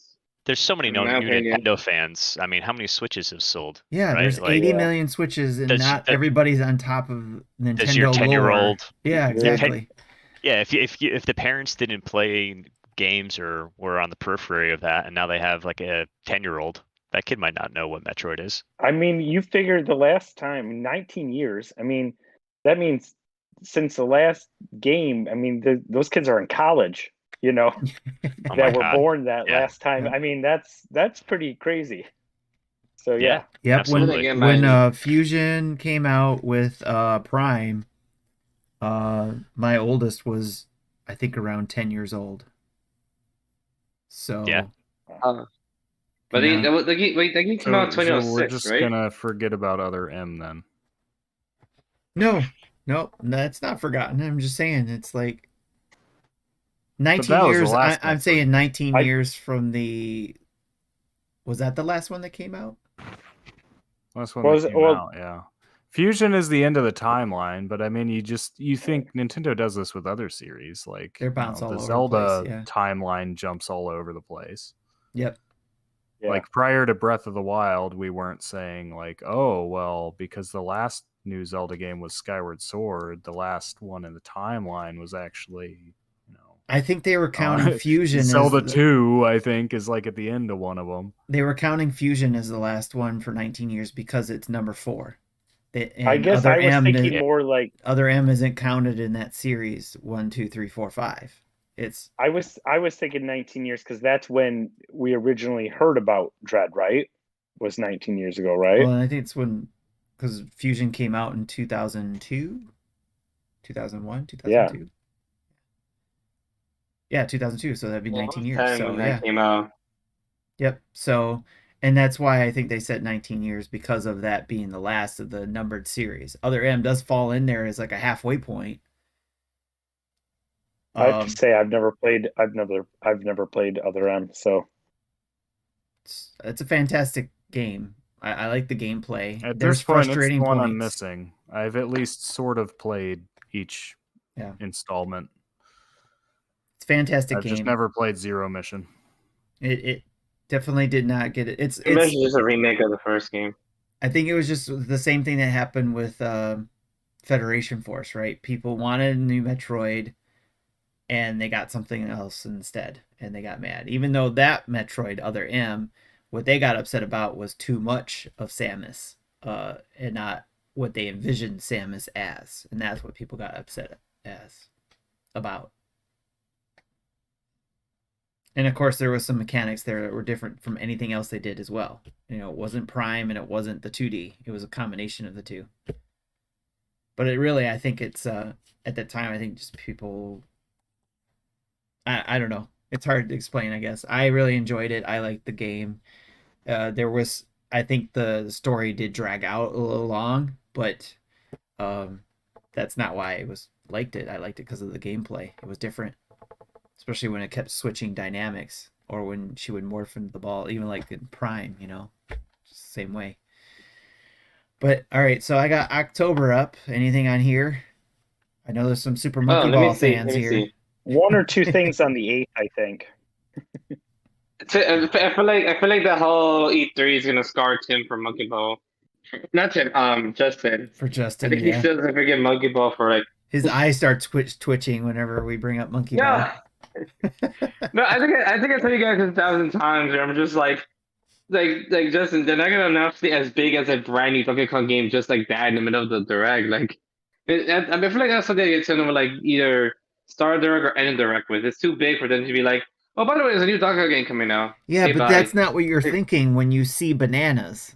You see bananas, you are expecting this because of all the rumors that potentially you're going to see a DK game On a Nintendo Direct. on a Nintendo Direct. And You see bananas, you're just like, your brain is just like, oh my gosh, is this DK?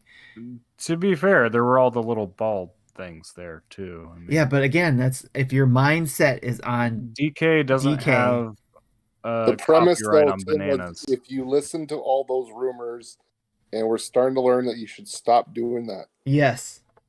But still, when you hear those rumors, especially for us, when we talk about those rumors so much, you know, because that's what we do in the podcast, we got to talk about it. Because it's fun. Well, that's the thing about rumors, though, is they sound more plausible when they get repeated. Yes. Not because any new information or evidence has been revealed, but just because they've been repeated. And you know darn well Nintendo didn't say a damn thing, but you're still hoping to see DK. And then you see bananas. You don't see any of the other things on the screen. Your whole mindset's in that. You just see the first thing you see is bananas, and you're like, DK. I mean, and then everything. OLED is not the Pro everybody wanted, but that's not their fault either. Right, exactly. Right. Yeah. But even without the rumors of the DK, I think I still would. Because I did too. I did not as much as Justin did, but I was fooled for a second there too. And I think even without that, bananas pop up. My mind goes to DK. You're sitting in a psychologist's office and they show you an image. Right. And what do you see first? Okay, but also didn't they kind of already announce that there was I don't think it was a rumor, it's more like a speculation, like, hey, they might remake some of these old Super Monkey Ball games. I think that was a speculation before. I've never played a Monkey Ball game, and I know that they're fantastic from everything I hear, but I've never played them, so my mind doesn't go there at all. Right. I played them, and my mind didn't go to Super Monkey Ball. Mine went to DK as well for that millisecond or whatever. Now I think the rumor for Donkey Kong was more like spread than the whole speculation of Monkey Ball. Because I watched like a gaming show like each day, and then one of the news is like, oh, the speculation that they might remake the Monkey Ball game. So like I knew when I saw it, I kind of like it's probably just that. I didn't really think much about the DK thing, but I get where you're coming from, to be honest. Like, some people probably thought it was DK. Even though the years make sense, because they said it was 25 years. And they said it was like an anniversary. What? Yeah, those are the parts when they kept talking about the other things, and then like you guys said, the other part, the graphics. That's when, you know, your brain is starting to click everything else together. Yeah. And you could see it in Justin's face. He started clicking it together too when he was watching it. It's just like he was so happy, and then you just see the letdown. But anyways, yeah, it's just obviously when you put it all together and you get to that point, I was still excited about learning about Super Monkey Ball because we had a lot of fun with it on GameCube. as a family here, so we were pretty excited. And you about can play some Morgana in this game too, and a Game Gear for some reason. Yeah, our Dreamcast, yeah, our system is really funny. How about You know what I'm Kitty. excited for, Tim? You know what I'm excited for? What's that? I am excited for FIFA 20. I'm kidding. You are not. Get out of here. I'm kidding. No. Okay, my Yeah, whole look. argument about asking about whether or not it's really worth the cost or not, my whole argument goes out the window when you talk about the FIFA games on Switch. You know what's funny? Scott the Watch said the same thing in his recent video, saying like, because I forgot what was he talking about. Oh yeah, if Nintendo's focusing more on 2D versus 3D, and you're saying like he brought up the whole argument again, saying like, oh, people think that 2D games is not worth it, but then he says like, okay, if these two games, FIFA, which is literally the same game, can be worth 70, then why can Metroid Dread be worth 60? I'm like, yeah, he has a point. I mean, I know it's not really like something we're talking about, but he does make a good point. Why everyone's okay with FIFA being 70, but not Metroid Dread, which is like an actual I'm goddamn not sure game. that many Versus people the- are okay with like the legacy FIFAs being priced at 70. Well, I mean, though. like in general, FIFA, but yeah, you're right about that. No, I was just kidding about that. I was like, everyone hates EA for doing this for the second time in a row. I think they really. Oh, Chris, you're muted. Chris, show? Chris, you're muted. We can't hear you, Can you Chris. hear us? Yep, mute. Sorry. You throw them over there? That's $1. I was saying if they did that for NHL and I got a legacy NHL, I guess I could be happy I have a hockey game, but I'd also probably be angry about it being a legacy edition. Well, see, that's the If you thing. want It's a like the hockey first game- year we got it. It was like, great, we got a FIFA game for the Switch. It's a legacy, okay, so it's an old school look. It's not the newer ones. Okay, great. That was great for me. It was the whole thing like, okay, the next year they were like, oh, we're using the same game but giving you the new roster. I was like, oh, that's interesting. And then the third year, same game, new roster. Okay, this is getting stupid and lazy now. I mean, I don't know. NHL VA is 94 weird, like- Rewind, that's different, right? Right. You hear how like they wanted to you hear how they implemented the whole like feature where like what was it again like it it's some kind of feature they added but only for like PS4, 5 and Stadia, or like it can like in real time change the expressions of your players. Yeah, it's see, like that stuff I don't everything's care game- about. You can keep that stuff over there in the PS, you know, the higher end consoles, sure. You know, if you want to get fancy with the graphics, great. And I've mentioned this before, when it comes to if it's going to be the old school engine, like we talked about with the Rewind, 94 and Rewind, then do that. Give us a new roster. Let us be able to play with old rosters too. That would be awesome, you know? Or make our dream teams. I've started playing this new game with any kind of Nintendo rumors or expectations. I think about it like, say, the Game Boy rumor that they're getting Game Boy and MSO. Yeah. And I think of what's the thing that Nintendo do that could disappoint me in the most vicious way, and I just expect to get that. And if I get anything better, then I'll be happy. There you go. So, all right, but I'm not going to get back on my EA No, but, rant. We already know I don't like what they do there. but- So, My real answer, Tim, actually, I was just being dumb. My real answer actually is Mario Party Superstars. Is that on the list? that's Yes, what it it is. is. It's the That's end of a- October. yeah. There it is. Kind of a must-have, I think. Yep. I think there's I'm I'm more not- actually stuff in looking October. forward to playing.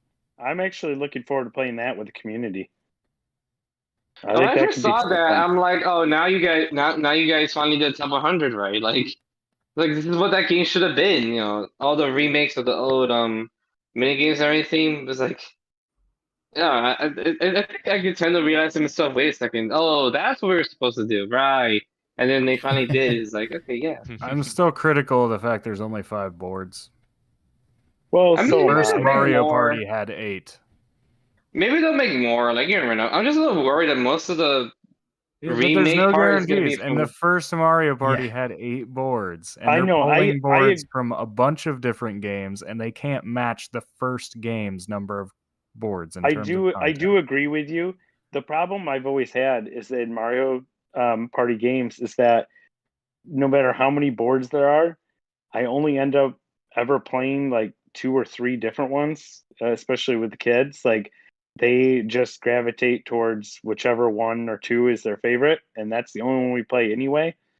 But I agree with you that it is a little bit ridiculous that, I mean, I can't imagine adding more boards is going to be that much more intensive when they're already reworking the assets and everything anyway. Is it just me, or is Mario Party not more of a draw for the mini games than the boards? My Yeah. kids are all about the mini games. I want to play the Uh, boards. I- My kids are I more don't know. about the mini games. Some of those earlier That's what it ones, did, though, though. No one I liked think, it. I think those earlier games, the boards had a lot more character than they do Yeah. now. I really Yeah. like the boards. I like playing on the boards. That's been a consistent complaint about ever since like Mario Party 8 8, or 9. yeah. Whichever one put us in the car all together. Yeah, I think that Oh, was the 9, car. 9 and 10. The 9 and Yeah, 10. car. that's I remember that And- just blowing up in their face. Well, it's just that, you know, that, and even in like Super, they brought back some of the classic gameplay, but the boards were just so more bland. Everything was on a grid. There were only a couple of them, and there wasn't a whole lot that even happened on them. And Now the lack of items too, I think it There was took out items in a the game, lot. though. It took out a lot of what happened in the game besides the mini games, because I think the actual mini games in 9 and 10 were actually quite good.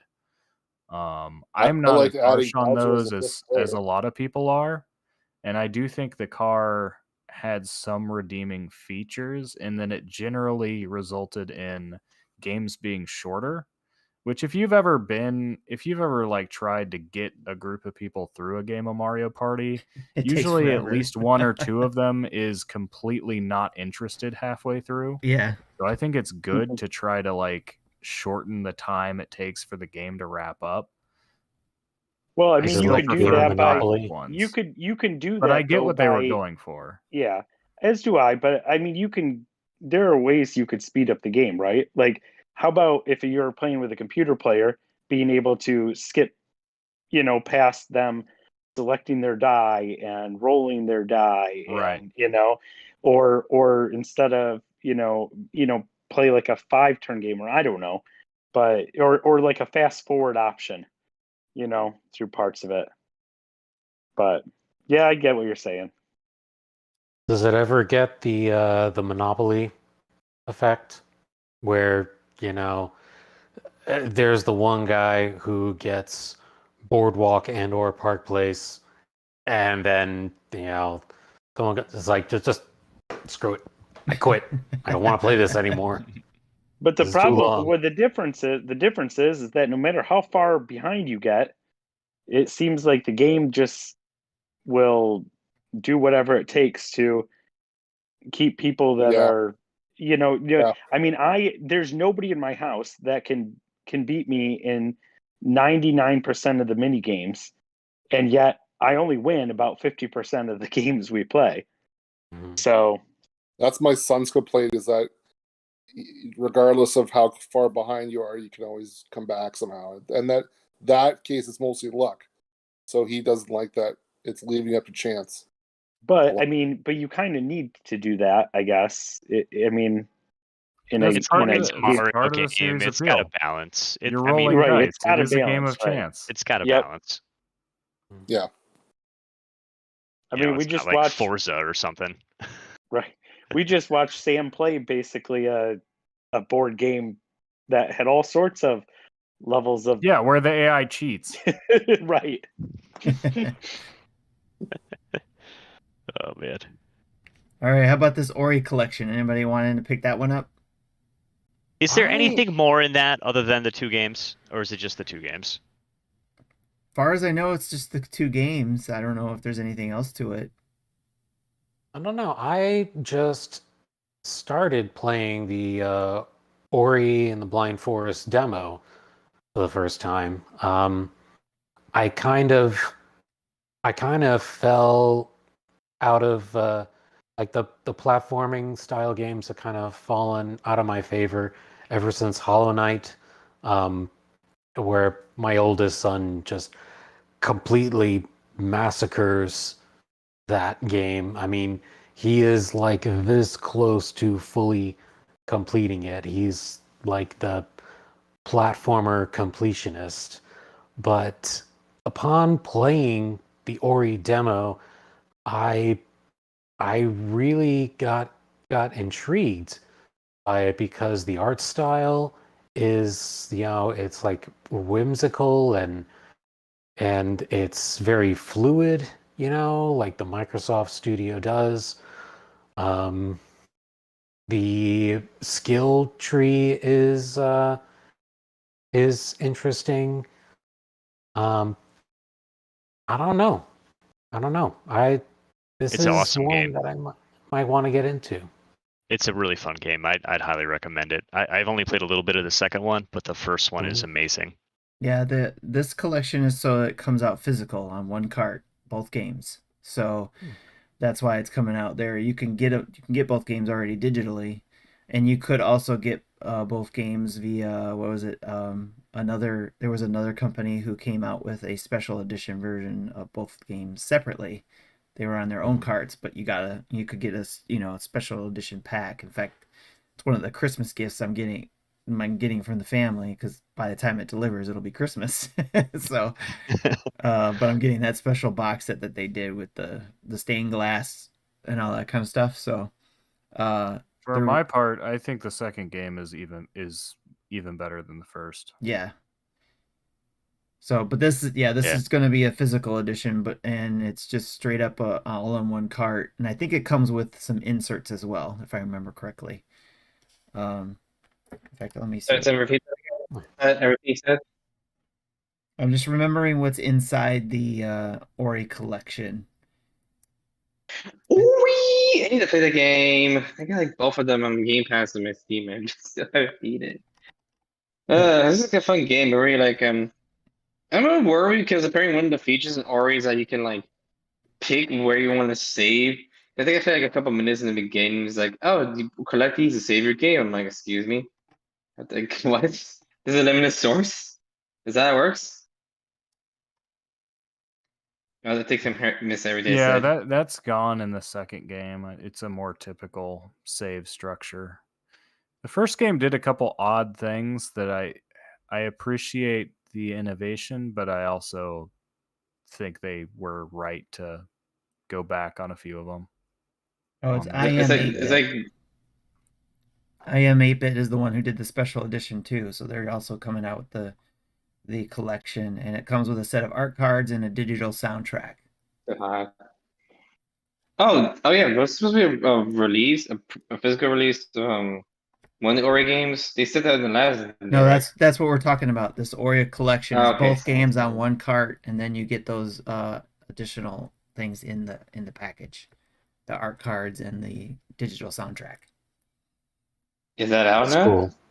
That's October that's gonna 12th. be that's gonna be something that Sorry, might sorry. hook me, because I'm all about whatever kind of extras you can get with a physical copy that aren't possible with a digital download. Like when East 9 went up for pre-order, I went and pre-ordered that.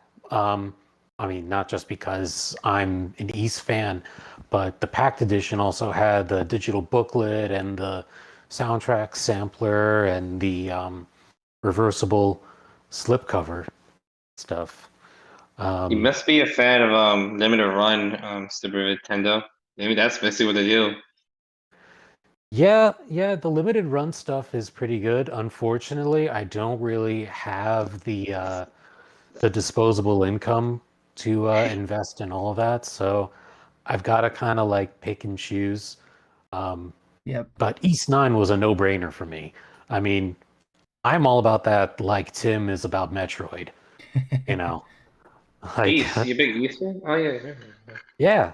yeah. I actually started playing the original on the Turbo Duo Turbo Graphics CD system Nice. deal.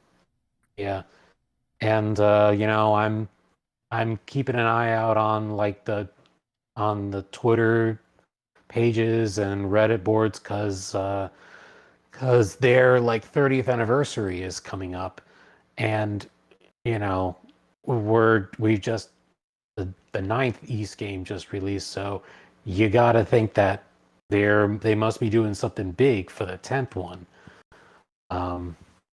So I mean that's more on that. So when it came down to a question of paying $60 for a game that sort of looked like it would perform better on a PS3, yes, it was worth it to me. Nice. Yep. I can understand that, like you said. So Yeah.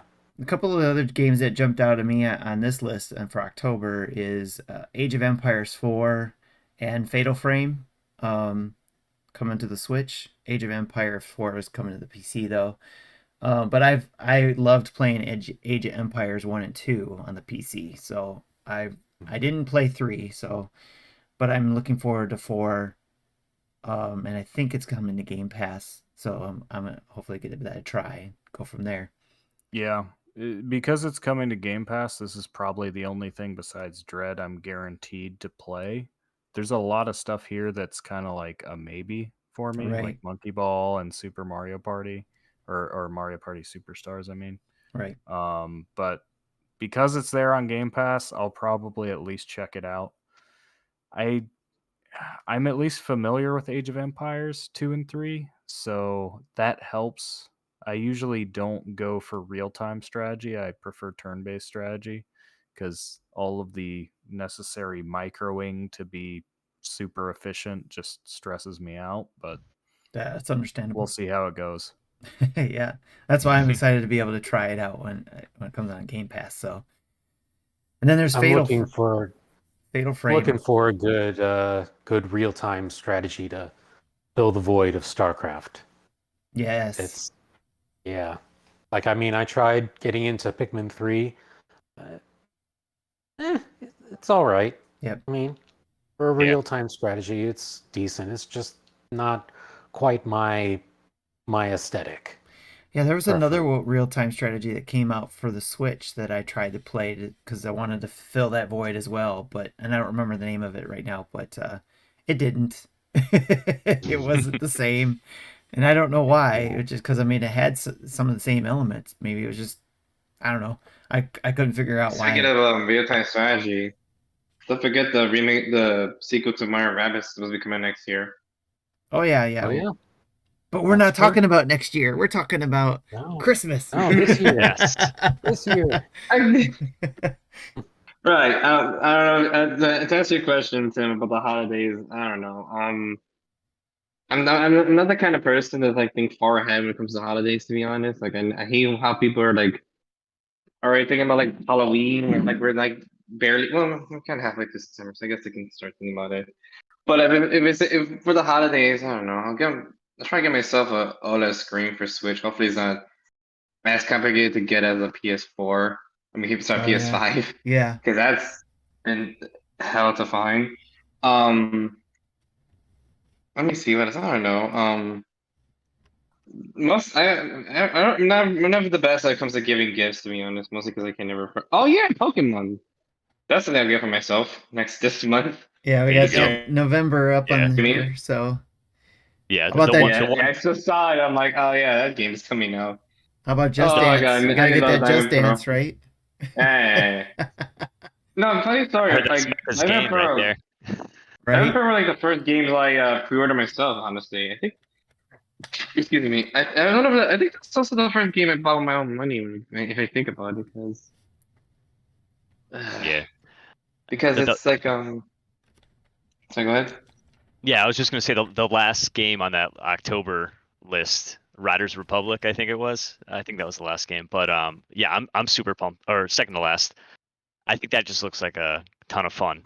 That's right. I forgot about that. Just one. like yeah, downhill, bunch of different like vehicles and stuff, or like boards and bikes, and just a good old time type of thing. Seems like it should be fun. Yeah, I forgot about that one. That does look like it would be fun. I remember seeing that one in the Xbox E3 thing. So Yeah. or Ubisoft, Ubisoft E3. Yeah, it's Ubisoft, So, right? Yep. So that does look like it'd be cool, especially because of the different things you can be on or use to get to race with. So that was pretty cool. Yeah, it's like Diddy Kong Racing, real life. Right. Yep.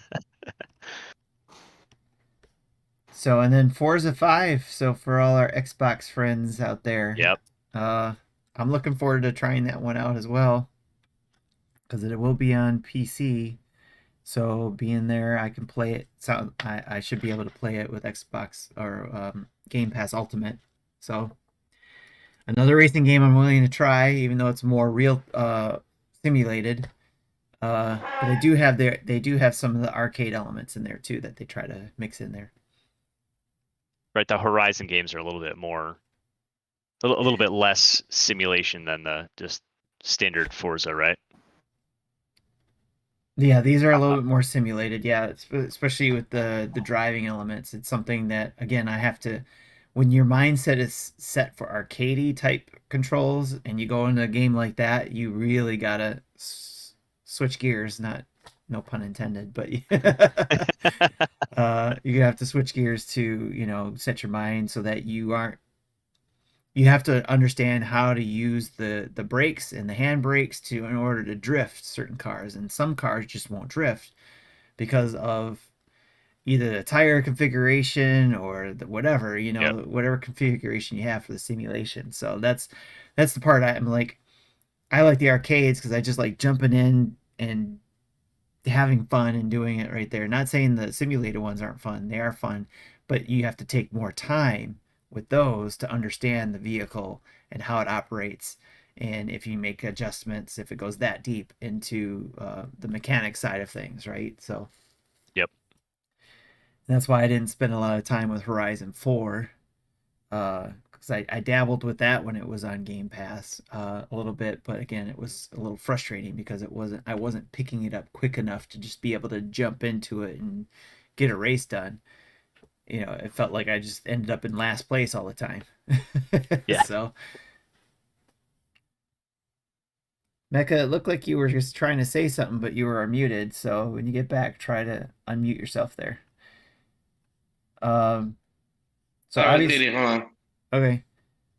So you got the. I'm back now. Okay. No, I was just gonna say a quick mark. I love like freaking DeBlanc called me on his podcast saying like on top of Game Pass, like Elvis, no, Game Pass is only $10, it's not 15. I'm like, I mean, like, yeah, technically Game Pass is $10 just as a starting price, but like, It you get so depends. much other crap for like $15. You might as well just pay the $5 difference to get everything else. Like, Right. I think for $10 you get like a little bit of games. For 15 you get even more, and then you get like the cloud and all that stuff. I'm like, why bother paying $10 if it's extra $5? You get all these other features. That's why I kind of assume that. That's why I think to myself it's actually 15 because you're not getting your bang for your buck for just 10 with Game Pass. Yeah, it just That's my depends on opinion. it Ultimate is depends. 15, yeah. Yeah, it depends on your setup and what you want to You do. can do what I do and repeatedly get the $1 first month price by waiting a month in between. Usually you can qualify for it again. It becomes your first month again if you wait long enough. Oh, you mean like Savvy? You mean like when Xbox will be like, buy this candy, you get a month of Game Pass? That thing you're talking about? No, I just mean your first month is $1. Oh yeah, If you haven't had, I believe it's just if you haven't had it for a month. I think you have to like follow the right link or something. But I've gotten the first month for $1 like 4 times. And I just like wait with for a Spotify, sale. like- I wait for a sale to Yeah. get like the 3-month one on sale for like 20% off or something like that, and I'll usually stack those Yeah, up. if you're Yeah. not playing anything, like feel free to Yeah. unsubscribe and then just wait for a deal to jump back in, and you can catch up on stuff you missed if you're not really Yep. concerned about playing everything day one. That is probably what I'll games- be asking for Christmas. There you go. The games get That's rotated for next out. year. Microsoft should consider like making Game Pass like a yearly subscription because that's what I kind of like about yearly subscriptions. You can just pay it once and you're done. That's part of the reason why I'm I don't know. I dealing with kind of freaking. disagree with that because the whole different tiers, right? Even if you don't want to cancel Game Pass, you can jump month to month. You can go to Ultimate if you want to play Madden or EA Play games, They and then do- go down to $10. They do have the annual. You can pay annually. Oh, since when for Game Pass? Oh, Yes. I never did that. Yeah, they do. You can do it in 1 month, 3 month. Is it their 6 month? I'm not sure if there's 6 month, but there's also the 12-month one. I'm sure they'll Okay, take your send me- money however you want to give it to them. Yeah. Send me that link then if you care if you want to Tim. Sorry, No, if I you think want it's to a Tim. card. I don't know if they do it on the site, but I think you have to go to the Oh store yeah, to I've get seen the those online stuff.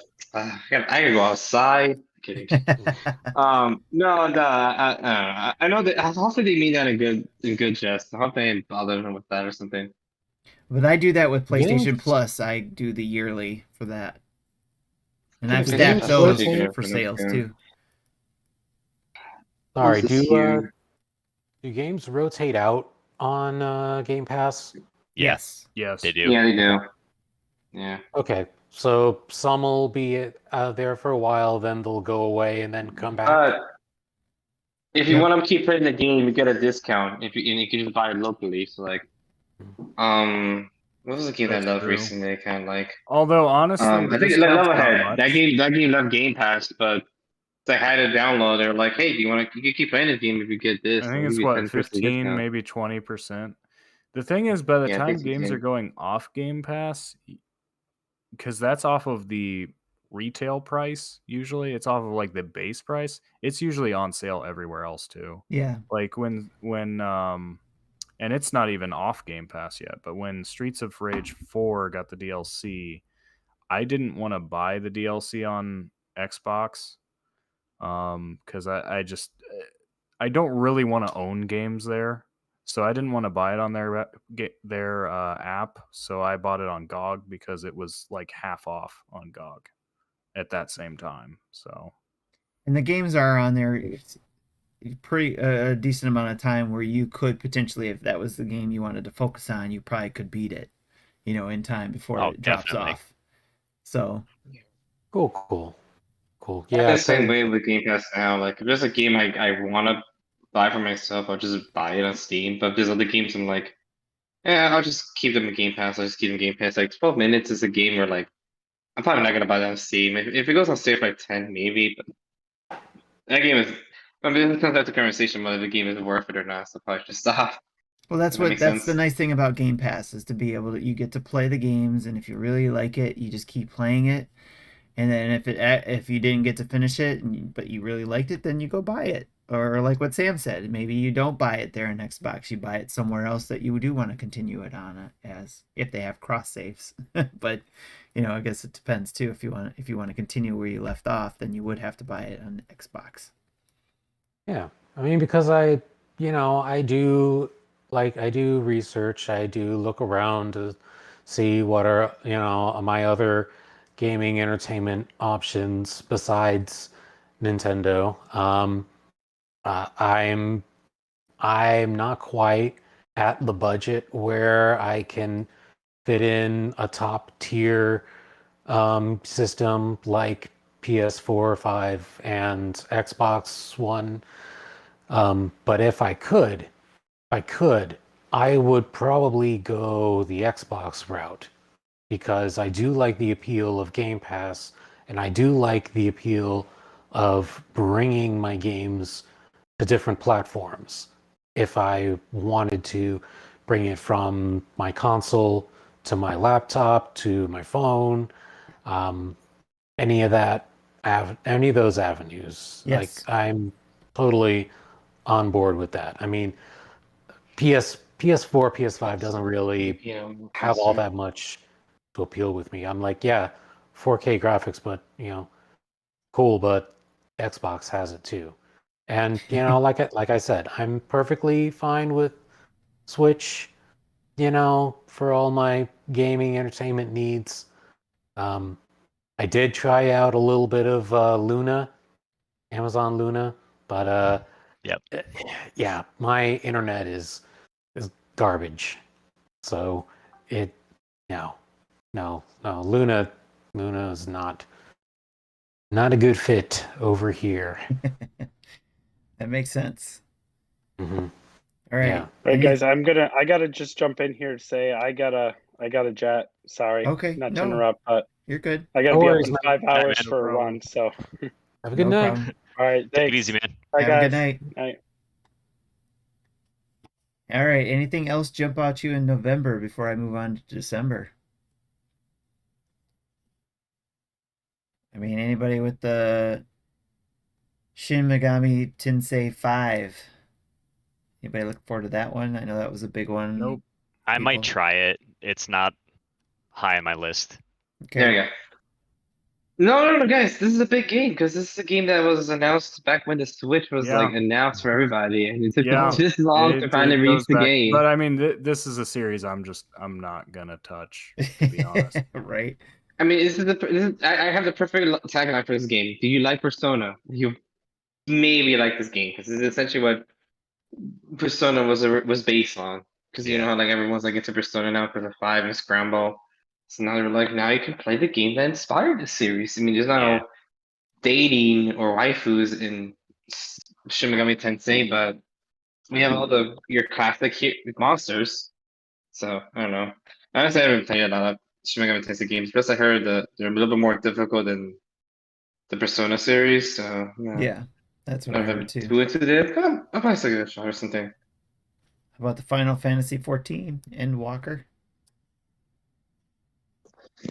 Not on Switch. Not interested. What is that I'm not anyway? into Yeah. MMOs. All right. Oh, is that the Yeah. It's Don't try to sell me on that chibi version of 13 that we ended up with. Oh yeah. Oh, 15, you mean? Or 15. Right. Yeah. Yeah, the mobile version, which got ported to Switch. Yes. All right. We got December now, which isn't a very There it big is. list, but Advance It has Wars. Advance Wars. Sam's been 1 waiting for and this 2. list for Let's go. the whole night now. I'm still a little bummed that it is just a remake because having already played both these games, I mean they are the same maps. Like there's not much different about it, but I'm still gonna buy it just because it'll have the online multiplayer, which hopefully I'll get some use out of. Mm, okay. I don't know if we've had any comfort. I think December. by Advance Wars 2 they had a map editor. I'd like to see them sort of integrate features of other. I don't know how all that's going to look, and I don't think we've gotten confirmation that the multiplayer allows for asynchronous play, which is something that Oh, yeah. Wargroove did, which was awesome because it made it a lot easier to actually play matches with, people on Discord who live in different time zones, even if it was over a couple days. But there is online multiplayer. I just don't know if you have to maintain a connection Right. for the whole match or what. Me, I'm excited for the Advance Wars remakes because I never really grew up with the series. I think I got one of them. I just probably go to some, but no, I'm excited for them. They look gorgeous. Way4 made them, so the animation is gonna be great. I thought they did say there was some editor in there. I swore there Yeah. was. I know Dual Strike has a map editor. I'm pretty sure Advance Wars 2 had a map editor. I don't think Advance Wars 1 did. I'm guessing that they put the effort in to at least like integrate features all through one menu. I hope this isn't one of those compilations where you open it up and it's like, okay, do you want to play Advance Wars 1 or 2? Like that would. I mean, what's wrong with that? It just because then you're sort of. You would have features that are locked, like if you wanted to make an advance, especially when it came to like if you wanted to play a multiplayer match, would I have to boot up the same game as you to connect to you just to play with you?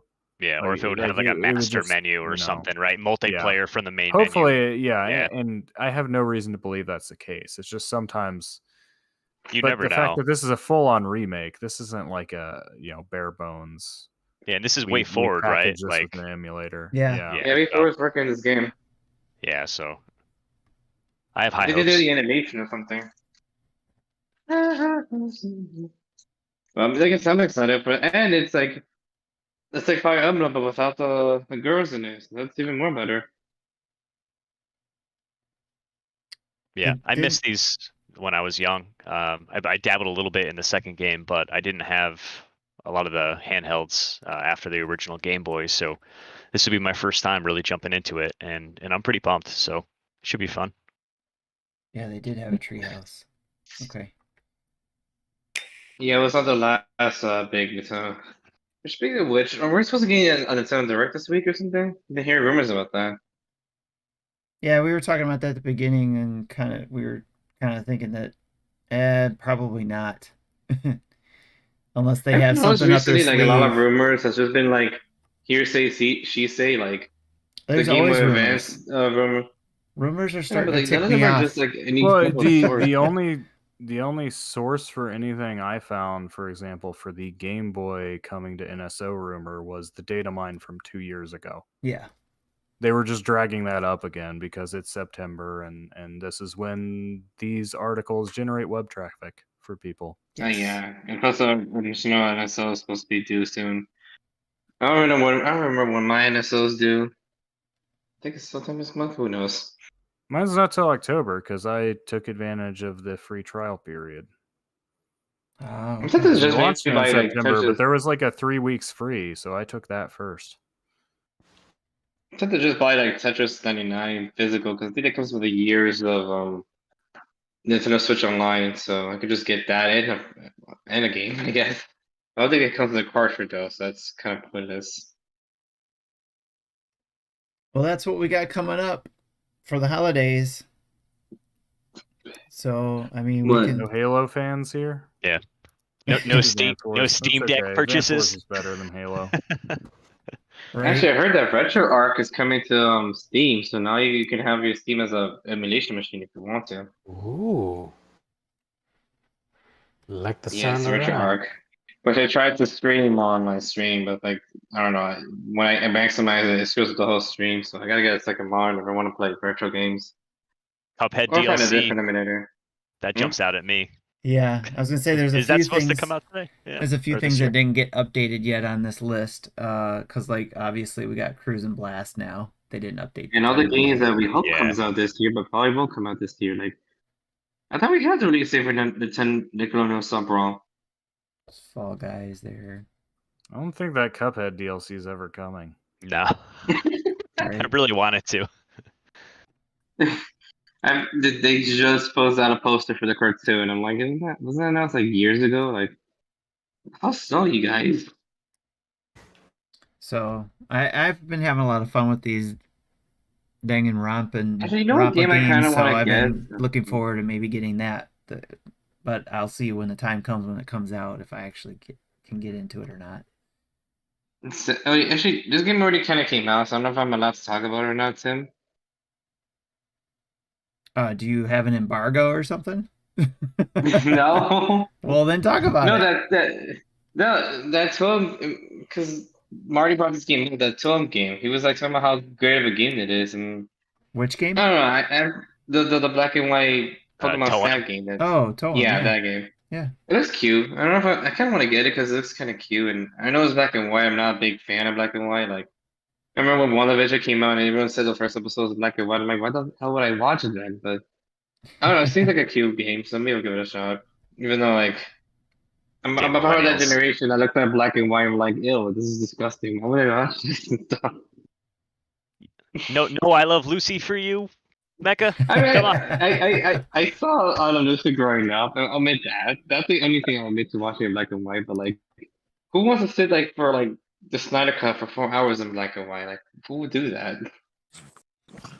You're right. That was me being In black and like, white? rude to the. Was it in black and white? What? Snyder Cut wasn't in black and white, was it? Or No, does they it- released a version that's all in Oh, black and white. They version. did that a while ago. That's right. No, I didn't watch that version. No way. I don't know. Maybe I'll get it. Marty said it was a good game, so maybe I'll give it a shot. I guess. But do you still have the list up? Or you took it off, Sam? Damn I took it off because we're done. it. Seriously, we're done. We're We done. were done with Cut it that off. list. Yeah. Yeah, that was the whole topic. Was just looking forward to what was I'm coming looking for the forward to holidays, I and all guess. that kind of I stuff. mean, Yep. games I'm looking forward to getting. I mean, I don't know if the thing is, I don't have any like friends or families that are into games. I think. Maybe I could. I have a brother-in-law that has a PS5, so maybe that's it. It depends, I guess. Who knows? I guess I'm not big into predicting like past like holidays. Like I don't really want to think about Christmas right now. I'm gonna think about the next year because next year I'm turning 30, and then that'll be Buckle up. Oh my month gosh, after. 3-0. Watch out. Watch out. And then when my life is officially over, because this summer is sometime January, and then that's when I'm gonna be like that scene in France where I'm like going, God, why? Why'd you do this to me? Well, hopefully Uh, you'll at least have some new games to roll in the new year and I, your I, 30-year-old birthday. I got so creeped out when like I asked Dustin as a joke. He's like, "How was your 30s?" And he actually answered seriously. I'm like, "Oh, I expect you to answer like that, Justin. Thank you." Well, I thought you were just Alright, gonna say 30's the new what? 20. let me do this, gentlemen. Let me put the streams out of their misery and let them go, and then we can continue our conversations offline as we always do. And before we do that, I always like to end the streaming part with a toast.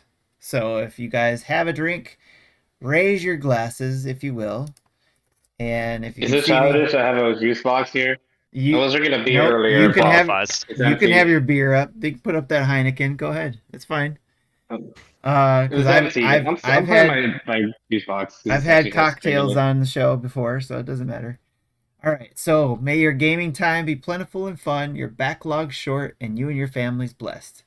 Good night to everybody who's watching, and for you, the rest of you guys, stick around for cocktail hour. Good night, y'all. Yes. Good night, peeps. Now we